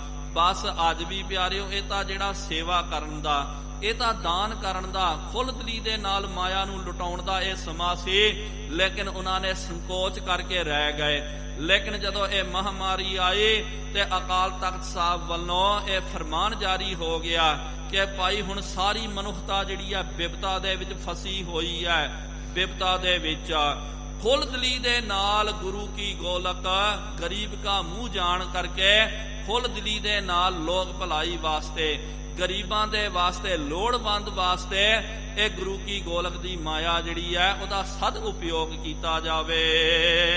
ਕਿਤੋਂ ਆਹਾਰ ਆਏ ਕਿਸ ਥਾਂ। ਵੇਖਣ ਵਾਲੇ ਦੰਗ ਹੋ ਰਹੇ ਹਨ, ਮੂੰਹ ਦੇ ਵਿੱਚ ਉਂਗਲਾਂ ਪੈ ਰਹੀਆਂ, ਕਹਿੰਦੇ ਕਿ ਯਾ ਖੁਦਾ ਇੰਨੀ ਮਾਇਆ ਕਿੱਥੋਂ ਆ ਰਹੀ ਹੈ ਗੁਰੂ ਘਰ ਦੇ ਵਿੱਚ। ਇੰਨਾ ਲੰਗਰ, ਇੰਨਾ ਤਗੜਾ ਜਿਹੜਾ ਲੰਗਰ ਕਿਸ ਤਰ੍ਹਾਂ ਚੱਲ ਰਿਹਾ। ਲਖ ਨਾ ਸਕੈ ਸਭ ਕੀ ਮਤ ਹਾਰੀ। ਲੋਕ ਵੇਖ ਨਹੀਂ ਸਕ ਰਹੇ ਹਨ, ਪਤਾ ਨਹੀਂ ਚੱਲ ਰਿਹਾ, ਮਤ ਇਹਨਾਂ ਦੀ ਥੱਕ ਰਹੀ ਹੈ। ਐ ਕੜਾਹੇ ਚੜੇ ਹੋਏ ਹਨ, ਲੰਗਰ ਐ ਪੱਕੀ ਜਾ ਰਿਹਾ, ਇੱਥੇ ਸੰਗਤਾਂ ਛਕੀ ਜਾ ਰਹੀਆਂ ਹਨ। ਕਿਉਂਕਿ ਲੰਗਰ ਦੇ ਵਿੱਚ ਸਤਿਗੁਰੂ ਮਹਾਰਾਜ ਜੀ ਦੀ ਆਪ ਪ੍ਰਤੱਖ ਕਲਾ ਵਰਤਦੀ ਹੈ। ਧੰਨ ਧੰਨ ਸ੍ਰੀ ਗੁਰੂ ਉਚਾਰੀ। ਲੰਗਰਾਂ ਨੂੰ ਵੇਖ ਕਰਕੇ ਵੀ ਪਿਆਰਿਓ ਉਹ ਕਹਿੰਦੇ ਧੰਨ ਸ੍ਰੀ ਗੁਰੂ ਨਾਨਕ ਦੇਵ ਜੀ ਮਹਾਰਾਜ, ਧੰਨ ਸ੍ਰੀ ਗੁਰੂ ਨਾਨਕ ਦੇਵ ਜੀ ਮਹਾਰਾਜ। ਆਪ ਜੀ ਦੀ ਲੀਲਾ ਅਪਰ ਅਪਾਰ ਹੈ। ਜਦੋਂ ਪਿਆਰਿਓ 2008 ਦੇ ਵਿੱਚ ਆਪਾਂ ਨੇ ਗੁਰਤਾ ਗੱਦੀ ਦਾ ਗੁਰਪੁਰਬ ਮਨਾਉਣਾ ਕੀਤਾ ਤੇ ਮਹਾਂਪੁਰਖਾਂ ਨੇ, ਸੰਗਤਾਂ ਨੇ ਪਿਆਰਿਓ ਇੰਨਾ ਵੱਡਾ ਜ਼ਿਲ੍ਹਾ, ਇੰਨੇ ਲੰਗਰ ਲਾ ਦਿੱਤੇ ਮਹਾਂਪੁਰਖਾਂ ਨੇ, ਕੋਈ ਕਮੀ ਨਹੀਂ ਰੱਖਣੀ ਕੀਤੀ ਹੈ। ਜਿੰਨੇ ਵੀ ਮਹਾਂਪੁਰਖ ਆਏ ਸਨ, ਕਾਰ ਸੇਵਾ ਵਾਲੇ ਮਹਾਂਪੁਰਖ ਕੀ ਹੋ ਗਿਆ, ਭੂਰੀ ਵਾਲੇ ਕੀ ਹੋ ਗਿਆ, ਕਿਹਨਾਂ ਕਿਹਨਾਂ ਦਾ ਆਪਾਂ ਨਾਮ ਲਈਏ। ਉਹਨਾਂ ਨੇ ਪਿਆਰਿਓ ਇਹੋ ਜਿਹੇ ਲੰਗਰ ਲਾ ਦਿੱਤੇ ਤੇ ਸ਼ਹਿਰਾਂ ਦੇ ਵਿੱਚ ਕਹਿੰਦੇ 40-40 ਦਿਨ ਤੱਕ ਜਦੋਂ ਤੱਕ ਲੰਗਰ ਚਲੇ। ਤੇ ਉਹਨਾਂ ਨੇ ਜਿਸ ਤਰ੍ਹਾਂ ਕਿ ਆਪਣੇ ਇਲਾਕੇ ਦੇ ਵਿੱਚ ਇਹਨੂੰ ਆਪਾਂ ਜਦੋਂ ਦਾਵਤ ਦਿੰਦੇ ਨਾ, ਪੂਰੇ ਪਰਿਵਾਰ ਨੂੰ ਜਦੋਂ ਦਾਵਤ ਦਿੰਦੇ ਤੇ ਕਹਿੰਦੇ ਜੀ ਤੇਰੇ ਘਰ ਦਾ ਚੁੱਲ੍ਹਾ ਨਹੀਂ ਬਲਣਾ ਚਾਹੀਦਾ, ਤੇਰੇ ਚੁੱਲ੍ਹੇ ਨੂੰ ਵੀ ਦਾਵਤ ਹੈ। ਇਸ ਤਰ੍ਹਾਂ ਮਹਾਂਪੁਰਖਾਂ ਨੇ ਪਿਆਰਿਓ ਚੁੱਲ੍ਹੇ ਜਿਹੜੇ ਹਨ ਬੰਦ ਕਰਾ ਦਿੱਤੇ ਸੀ ਘਰਾਂ ਦੇ ਵਿੱਚ ਲੋਕਾਂ ਦੇ, ਕਿਉਂਕਿ ਉਹਨਾਂ ਨੂੰ ਚੁੱਲ੍ਹਾ ਬਾਲਣ ਦੀ ਲੋੜ ਹੀ ਨਹੀਂ ਪੈ ਗਈ ਹੈ। ਤੇ ਫਿਰ ਲੋਕਾਂ ਨੇ ਵੀ ਕੋਈ ਉੱਥੋਂ ਲੰਗਰ ਛਕ ਰਿਹਾ, ਕੋਈ ਉੱਥੋਂ ਲੰਗਰ ਛਕ ਰਿਹਾ। ਇੱਥੋਂ ਤੱਕ ਤਾਂ ਪਿਆਰਿਓ ਅਸਾਂ ਨੇ ਆਪ ਇਹ ਨਜ਼ਾਰਾ ਵੇਖਿਆ, ਇਹ ਆਪ ਪ੍ਰਤੱਖ ਵੇਖਿਆ ਕਿ ਲੰਗਰ ਛਕਣ ਵਾਸਤੇ ਸਿਰਫ ਸਿੱਖ ਤਾਂ ਪਿਆਰਿਓ ਕਿੰਨੇ ਹਨ, ਅਣਗਿਣਤ। ਸਭ ਤੋਂ ਜ਼ਿਆਦਾ ਲਾਹਾ ਤਾਂ ਲੰਗਰ ਦਾ 99 ਲੋਕਾਂ ਨੇ, ਸ਼ਹਿਰ ਦੇ ਨਗਰ ਨਿਵਾਸੀਆਂ ਨੇ ਲੰਗਰ ਛਕਣਾ ਕੀਤਾ। ਸ਼ਹਿਰ ਦੀ ਤਾਂ ਗੱਲ ਛੱਡ ਦਿਓ, ਹੈਦਰਾਬਾਦ ਤੋਂ, ਨਿਜ਼ਾਮਾਬਾਦ, ਔਰੰਗਾਬਾਦ ਆਦਿਕ ਤੋਂ ਵੀ ਉਹਨਾਂ ਨੂੰ ਜਦੋਂ ਅਣਮਤੀਆਂ ਨੂੰ ਪਤਾ ਚੱਲ ਗਿਆ, ਉਹ ਕਹਿੰਦੇ ਜੀ ਲੰਗਰ, ਉਹ ਖਾਸ ਕਰਕੇ ਕਹਿੰਦੇ ਲੰਗਰ ਛਕਣ ਵਾਸਤੇ ਇੱਕ ਦਿਨ ਦਾ ਦਿਨ ਕੱਢ ਕਰਕੇ ਇੱਥੇ ਦਰਸ਼ਨ ਕਰਨਾ, ਸਵੇਰੇ ਇੱਥੇ ਛਕ ਲਿਆ, ਦੁਪਹਿਰੇ ਉੱਥੇ ਛਕ ਲਿਆ, ਸ਼ਾਮਾਂ ਨੂੰ ਉੱਥੇ ਛਕ ਲਿਆ ਤੇ ਵਾਪਸ ਚੱਲ ਜਾਂਦੇ। ਤੇ ਉਹ ਵੀ ਆਸ਼ ਕਹਿ ਉੱਠੇ ਤੇ ਕਿਹਾ ਕਿ ਇੰਨਾ ਪ੍ਰਬੰਧ ਖਾਲਸੇ ਨੇ ਕਿਸ ਤਰ੍ਹਾਂ ਕਰਨਾ ਕੀਤਾ। ਤੇ ਇਹ ਭੰਡਾਰੇ ਜਿਹੜੇ ਪਿਆਰਿਓ ਆਪ ਦਰਗਾਹ ਤੋਂ ਆਉਂਦੇ ਹਨ ਤੇ ਗੁਰੂ ਕੀ ਸੰਗਤ ਜਿਹੜੀ ਹੈ ਖੁੱਲ੍ਹਦਿਲੀ ਦੇ ਨਾਲ ਇਹਦੀ ਵਰਤੋਂ ਕਰਦੀ। ਭੀੜ ਪ੍ਰਭੂ ਕੇ ਭਏ ਚੁਪੇ, ਸਤਿਗੁਰੂ ਮਹਾਰਾਜ ਜੀ ਦੇ ਚਾਰ ਚਫੇਰੇ ਬਹੁਤ ਜ਼ਿਆਦੀ ਭੀੜ ਲੱਗ ਗਈ ਹੈ। ਬੰਦੇ ਹੈ ਜਾਣਹਿ ਭਾਗ ਵੱਡੇ, ਸੰਗਤਾਂ ਆਪਣੇ ਵੱਡ ਭਾਗ ਜਾਣ ਕਰਕੇ ਮਹਾਰਾਜ ਜੀ ਦੇ ਚਰਨਾਂ ਵਿੱਚ ਬੰਦਨਾ ਕਰਦੀਆਂ। ਜਨਮ ਹਮਾਰੂ ਸਫਲ ਹੋ, ਕਹਿੰਦੇ ਸਤਿਗੁਰੂ ਮਹਾਰਾਜ ਸਾਡਾ ਜਨਮ ਤਾਂ ਸਫਲ ਹੋ ਗਿਆ। ਜਬ ਗੁਰੂ ਕੋ ਇਸ ਛੇਨਮੁਖ ਜੋਵਾ, ਜਦੋਂ ਆਪ ਜੀ ਦੇ ਅਸਾਂ ਨੇ ਦਰਸ਼ਨ ਕਰਨੇ ਕੀਤੇ, ਸਫਲ ਭਾਈ ਯਾਤਰਾ, ਸਾਡੀ ਇਹ ਮਨੁੱਖਾ ਜਨਮ ਦੀ ਯਾਤਰਾ ਸਫਲ ਹੋ ਗਈ। ਛਪੈ ਛੰਦ 84 ਜੇ ਸਿੱਧ, ਨਾਥ ਨੌ ਜਤੀ ਮਿਲੇ ਤਬ। ਤਾਂ ਫਿਰ ਪਿਆਰਿਓ ਕੀ ਹੋਇਆ, 84 ਸਿੱਧ, ਨਾਥ, ਜਤੀ ਆਦਿਕ ਮਿਲ ਕਰਕੇ ਸੁਧ ਸੁਨ ਸ਼੍ਰੋਨਨ ਬਿਖੈ, ਜਦੋਂ ਉਹਨਾਂ ਨੂੰ ਇੱਕ ਖਬਰ ਉਹਨਾਂ ਦੇ ਕੰਨਾਂ ਦੇ ਵਿੱਚ ਪਈ ਹੈ ਕਿ ਸਤਿਗੁਰੂ ਮਹਾਰਾਜ ਜੀ ਨੇ ਸਮਾਵਣਾ ਕਰਨਾ ਹੈ, ਸੰਗ ਗੋਰਖ ਲੈ ਕੇ ਸਭ, ਉਹਨਾਂ ਦਾ ਜਿਹੜਾ ਹੈ ਆਗੂ ਗੋਰਖ ਜਿਹੜਾ ਹੈ ਜੋਗੀਆਂ ਦਾ ਗੁਰੂ ਮੰਨਿਆ ਜਾਂਦਾ ਹੈ। ਤੇ ਗੋਰਖਨਾਥ ਨੇ ਆਪਣੇ ਸਾਰੇ ਚੇਲੇ ਬਾਲ ਕੇ ਸਿੱਧ ਜਤੀਆਂ ਨੂੰ ਉਹਨਾਂ ਨੂੰ ਲੈ ਕਰਕੇ ਗਮਨ ਕੀਨ ਤਤਕਾਲ, ਤੇ ਤਤਕਾਲ ਉਹਨੇ ਗਮਨ ਕਰਨਾ ਕੀਤਾ। ਆਏਂਗੇ ਪੁਰ ਕਰਤਾਰ, ਸਾਰੇ ਪਿਆਰਿਓ ਚੱਲ ਕਰਕੇ ਇਹ ਦਿਵਯ ਰੂਪ ਦੇ ਵਿੱਚ ਆ ਕਰਕੇ ਕਰਤਾਰਪੁਰ ਸਾਹਿਬ ਦੇ ਵਿੱਚ ਆ ਕਰਕੇ ਦਰਸ਼ਨ ਦਿਦਾਰੇ ਕਰਦੇ। ਦਰਸ਼ਨ ਕਰ ਹਰ ਖਾਏ, ਦਰਸ਼ਨ ਕਰਕੇ ਬਹੁਤ ਜ਼ਿਆਦੀ ਪ੍ਰਸੰਨਤਾ ਹੋ ਰਹੀ ਹੈ। ਬਦਨ ਆਦੇਸ਼ ਉਚਾਰਾ, ਆ ਕਰੇ ਸਤਿਗੁਰੂ ਮਹਾਰਾਜ ਆਪ ਜੀ ਦੇ ਚਰਨਾਂ ਵਿੱਚ ਸਾਡੀ ਆਦੇਸ਼ ਹੋਵੇ, ਭਾਵ ਕੇ ਮਹਾਰਾਜ ਜੀ ਨੂੰ ਇਹ ਨਮਸਕਾਰ ਕਰਦੇ ਹਨ, ਡੰਡੌਤ ਕਰਦੇ ਹਨ। ਪ੍ਰਭ ਜਤਾ ਜੋਗ ਸਨਮਾਨ ਕਰ, ਸਤਿਗੁਰੂ ਮਹਾਰਾਜ ਜੀ ਨੇ ਵੀ ਯਥਾ ਯੋਗ ਇਹਨਾਂ ਦਾ ਸਨਮਾਨ ਕੀਤਾ। ਮ੍ਰਿਦੁਲ ਬਚਨ ਕਰ ਪਰਸਪਰ, ਆਪਸ ਦੇ ਵਿੱਚ ਬਹੁਤ ਮ੍ਰਿਦੁਲ ਬੜੇ ਕੋਮਲ ਬਚਨਾਂ ਦਾ ਪਰਸਪਰ ਇਹ ਸੰਵਾਦ ਹੋਇਆ ਹੈ। ਉਨ ਟਟ ਦੇਰਾ ਐਰਾਵਤੀ, ਫਿਰ ਉਸ ਤੋਂ ਬਾਅਦ ਐਰਾਵਤੀ ਭਾਵ ਕੇ ਰਾਵੀ ਦਰਿਆ ਦੇ ਤੱਟ ਦੇ ਉੱਤੇ ਉਹਨਾਂ ਨੇ ਡੇਰਾ ਕਰਨਾ ਕੀਤਾ। ਹਿਰਦੇ ਆਨੰਦ ਭਰ, ਹਿਰਦੇ ਦੇ ਵਿੱਚ ਬਹੁਤ ਜ਼ਿਆਦਾ ਆਨੰਦ ਭਰ ਕਰਕੇ ਤਹ ਅਨਮਿਖ ਮੁਖ ਭਈ ਅਰੁਣਤਾ ਜੋਤ ਪ੍ਰਕਾਸ਼ੀ। ਤੇ ਕਹਿੰਦੇ ਸਤਿਗੁਰੂ ਸੱਚੇ ਪਾਤਸ਼ਾਹ ਜੀ ਮਹਾਰਾਜ ਜੀ ਨੇ ਜਿਨ੍ਹਾਂ ਜਿਹੜੀ ਸੰਗਤਾਂ ਪਿਆਰਿਓ ਦਰਸ਼ਨ ਕਰ ਰਹੀਆਂ ਸਨ, ਅਕਸਮਾਤ ਕੀ ਹੋ ਗਿਆ, ਸਤਿਗੁਰੂ ਮਹਾਰਾਜ ਜੀ ਦੇ ਚਿਹਰੇ ਦੇ ਉੱਤੇ ਇੰਨੀ ਜ਼ਿਆਦੀ ਲਾਲੀ ਛਾ ਗਈ ਹੈ। ਸਤਿਗੁਰੂ ਸੱਚੇ ਪਾਤਸ਼ਾਹ ਜੀ ਮਹਾਰਾਜ ਜੀ ਦਾ ਰੂਪ ਜਿਹੜਾ ਹੈ ਉਹ ਦਿਵਯ ਰੂਪ ਬਣ ਗਿਆ। ਜਿਸ ਤਰ੍ਹਾਂ ਕੇ ਕਵੀ ਰਾਜ ਜੀ ਨੇ ਬੜਾ ਪਿਆਰਾ ਦ੍ਰਿਸ਼ਟਾਂਤ ਦਿੱਤਾ। ਇੱਕਦਮ ਪਿਆਰਿਓ ਜਦੋਂ ਸੂਰਜ ਦਾ ਉਦੈ ਹੁੰਦਾ ਤੇ ਪਹਿਲੇ ਤਾਂ ਹਲਕੀ ਜੀ ਲਾਲੀਮਾ ਛਾਈ ਹੁੰਦੀ ਹੈ ਤੇ ਇੱਕਦਮ ਸੂਰਜ ਦੀ ਟਿੱਕੀ ਚੜਦੀ ਹੈ, ਲਾਲੋ ਲਾਲ ਹੁੰਦਾ, ਬੜਾ ਪਿਆਰਿਓ ਉਹਦੀ ਚਮਕ ਹੁੰਦੀ। ਇਸ ਤਰ੍ਹਾਂ ਸਤਿਗੁਰੂ ਮਹਾਰਾਜ ਜੀ ਦੇ ਮੁਖ ਮੰਡਲ ਦੇ ਉੱਤੇ ਤੇ ਜਾਹੋ ਜਲਾਲ ਭਖ ਰਿਹਾ ਹੈ। ਸਵਿਤਾ ਦੀਪਤ ਪ੍ਰਭਾਤ, ਤੇ ਸਤਿਗੁਰੂ ਮਹਾਰਾਜ ਜੀ ਦੇ ਤੇਜ ਪ੍ਰਤਾਪ ਨੂੰ ਵੇਖ ਕਰਕੇ ਸਿੱਖ ਮੁਖ ਆਪਜ ਬਿਗਾਸੀ, ਸਿੱਖਾਂ ਦੇ ਮੁਖ ਜਿਹੜੇ ਹਨ ਜਿਸ ਤਰ੍ਹਾਂ ਸੂਰਜ ਨੂੰ ਵੇਖ ਕਰਕੇ ਕਮਲ ਦਾ ਫੁੱਲ ਖਿੜ ਜਾਂਦਾ ਹੈ, ਇਸ ਤਰ੍ਹਾਂ ਸਤਿਗੁਰੂ ਰੂਪੀ ਕਮਲ, ਸਤਿਗੁਰੂ ਰੂਪੀ ਸੂਰਜ ਦੇ ਦਰਸ਼ਨ ਕਰਕੇ ਸਿੱਖ ਰੂਪੀ ਕਮਲ ਦੇ ਫੁੱਲ ਖਿੜ ਗਏ। ਚਖ ਚਕੂਰ ਚਿਤਵੰਤ ਚੰਦਰਮਾ, ਤੇ ਹੁਣ ਦੂਜਾ ਦ੍ਰਿਸ਼ਟਾਂਤ ਕਵੀ ਰਾਜ ਜੀ ਨੇ ਦਿੱਤਾ, ਜਿਸ ਤਰ੍ਹਾਂ ਕਿ ਚਕੋਰ ਜਿਹੜਾ ਹੈ ਜਦੋਂ ਰਾਤਰੀ ਨੂੰ ਚੰਦਰਮਾ ਦੇ ਜਦੋਂ ਉਹ ਦਰਸ਼ਨ ਕਰਦਾ, ਚਾਰ ਬਦਨ ਸ਼ਬ। ਤੇ ਫਿਰ ਬਹੁਤ ਜ਼ਿਆਦਾ ਉਹਦੇ ਅੰਦਰ ਆ ਕਰਕੇ ਦੱਸਦਾ, ਤੇ ਚੰਦਰਮਾ ਐਨ ਸਿਰ ਦੇ ਉੱਤੇ ਆ ਕਰਕੇ ਜਦੋਂ ਦੂਜੇ ਪਾਸੇ ਚੱਲ ਜਾਂਦਾ ਤੇ ਕਹਿੰਦੇ ਆ ਚਕੋਰ ਜਿਹੜੇ ਭੁਆਂਟੜੀ ਖਾ ਕਰਕੇ ਪਿਛਲੇ ਪਾਸੇ ਉਹ ਗਿਰ ਜਾਂਦੇ ਉਡਾਰੀ ਮਾਰ ਕੇ, ਫਿਰ ਚੱਲ ਕਰਕੇ ਆਪਣਾ ਮੂੰਹ ਜਿਹੜਾ ਉਹ ਫਿਰ ਚੰਦਰਮਾ ਦੇ ਵੱਲ ਕਰਕੇ ਬੈਠ ਜਾਂਦੇ।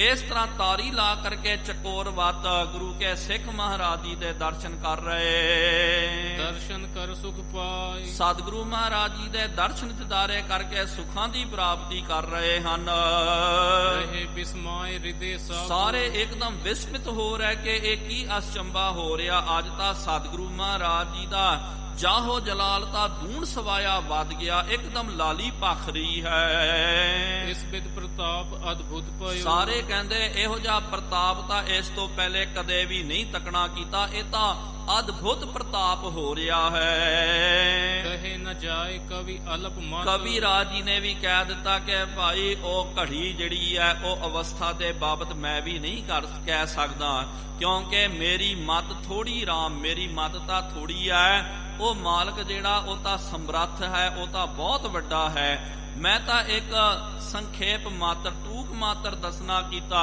ਪੂਰੀ ਅਵਸਥਾ ਦਾ ਤਾਂ ਵਖਿਆਨ ਮੇਰੇ ਤੋਂ ਵੀ ਨਹੀਂ ਹੋ ਸਕਦਾ। ਸਭ ਅਹਪਤ ਗਣਪਤ ਸਾਰਦਾ। ਤੇ ਸਾਰੇ ਜਿਹੜੇ ਅਹਪਤ ਨਾਗ ਰਾਜ ਜਿਹੜੇ ਹਨ, ਸੱਪਾਂ ਦੇ ਦੇਵਤਾ ਗਣਪਤੀ ਸ਼ਾਰਦਾ ਆਦਿਕ, ਲਖ ਨ ਸਕਹਿ ਜਿਹ ਅਲਖ ਗਤ।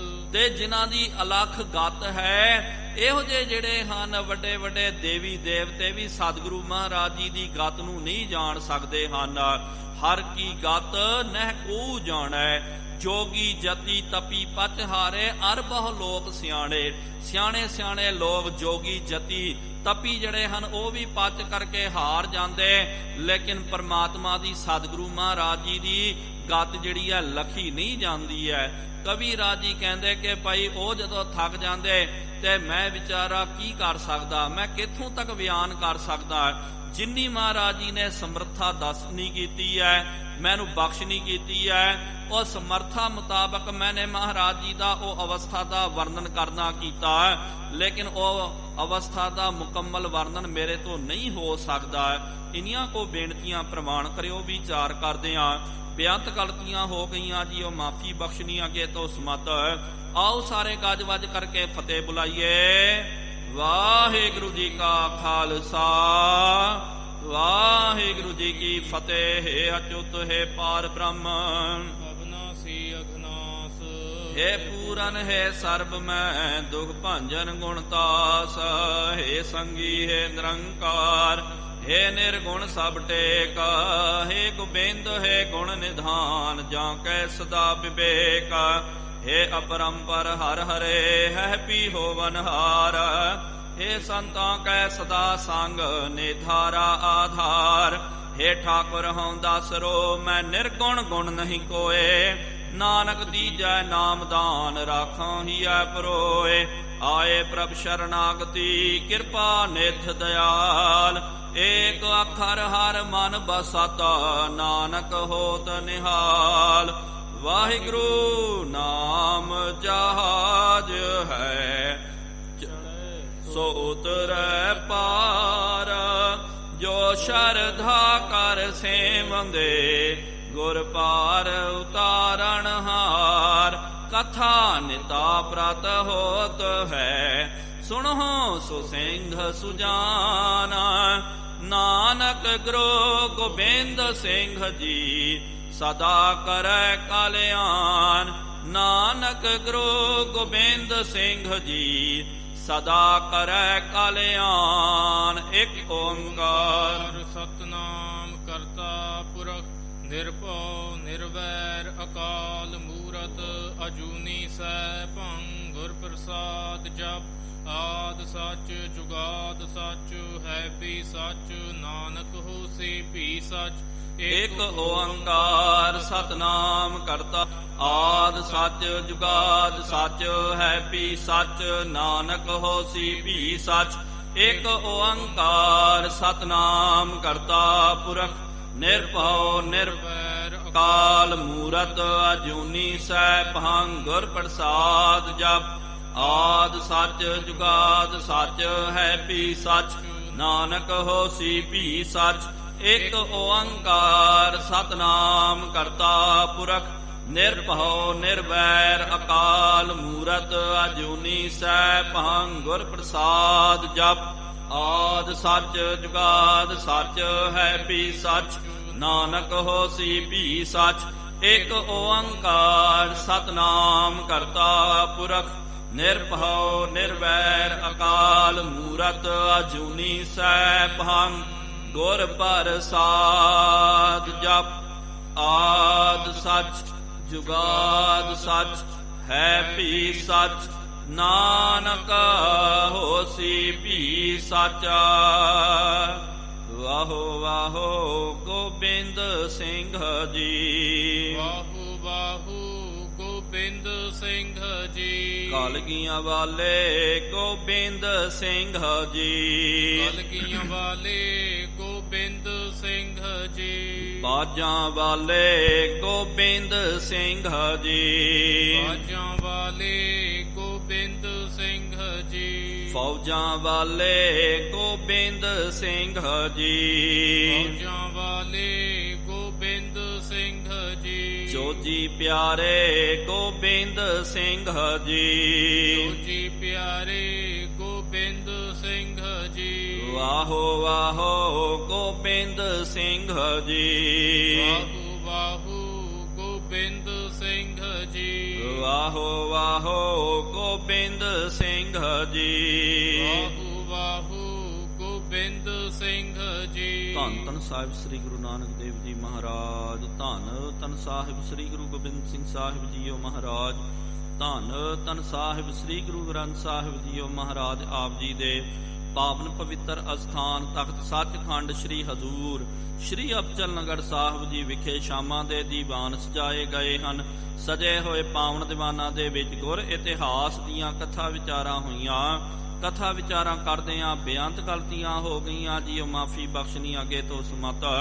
ਆਈਆਂ ਸੰਗਤਾਂ ਦੀਆਂ ਹਾਜ਼ਰੀਆਂ ਤਿਲ ਫੁੱਲ ਭੇਟਾਵਾਂ ਪ੍ਰਵਾਨ ਕਰਨੀਆਂ। ਜੋ ਜੀ ਆਪ ਜੀ ਕੇ ਦੁਆਰੇ ਆਵੇ ਸੋ ਸਦਾ ਹੀ ਰਾਜੀ ਪ੍ਰਸੰਨ ਜਾਵੇ। ਗੁਰੂ ਨਾਨਕ ਨਾਮ ਚੜ੍ਹਦੀ ਕਲਾ, ਤੇਰੇ ਭਾਣੇ ਸਰਬੱਤ ਦਾ ਭਲਾ। ਬੋਲੇ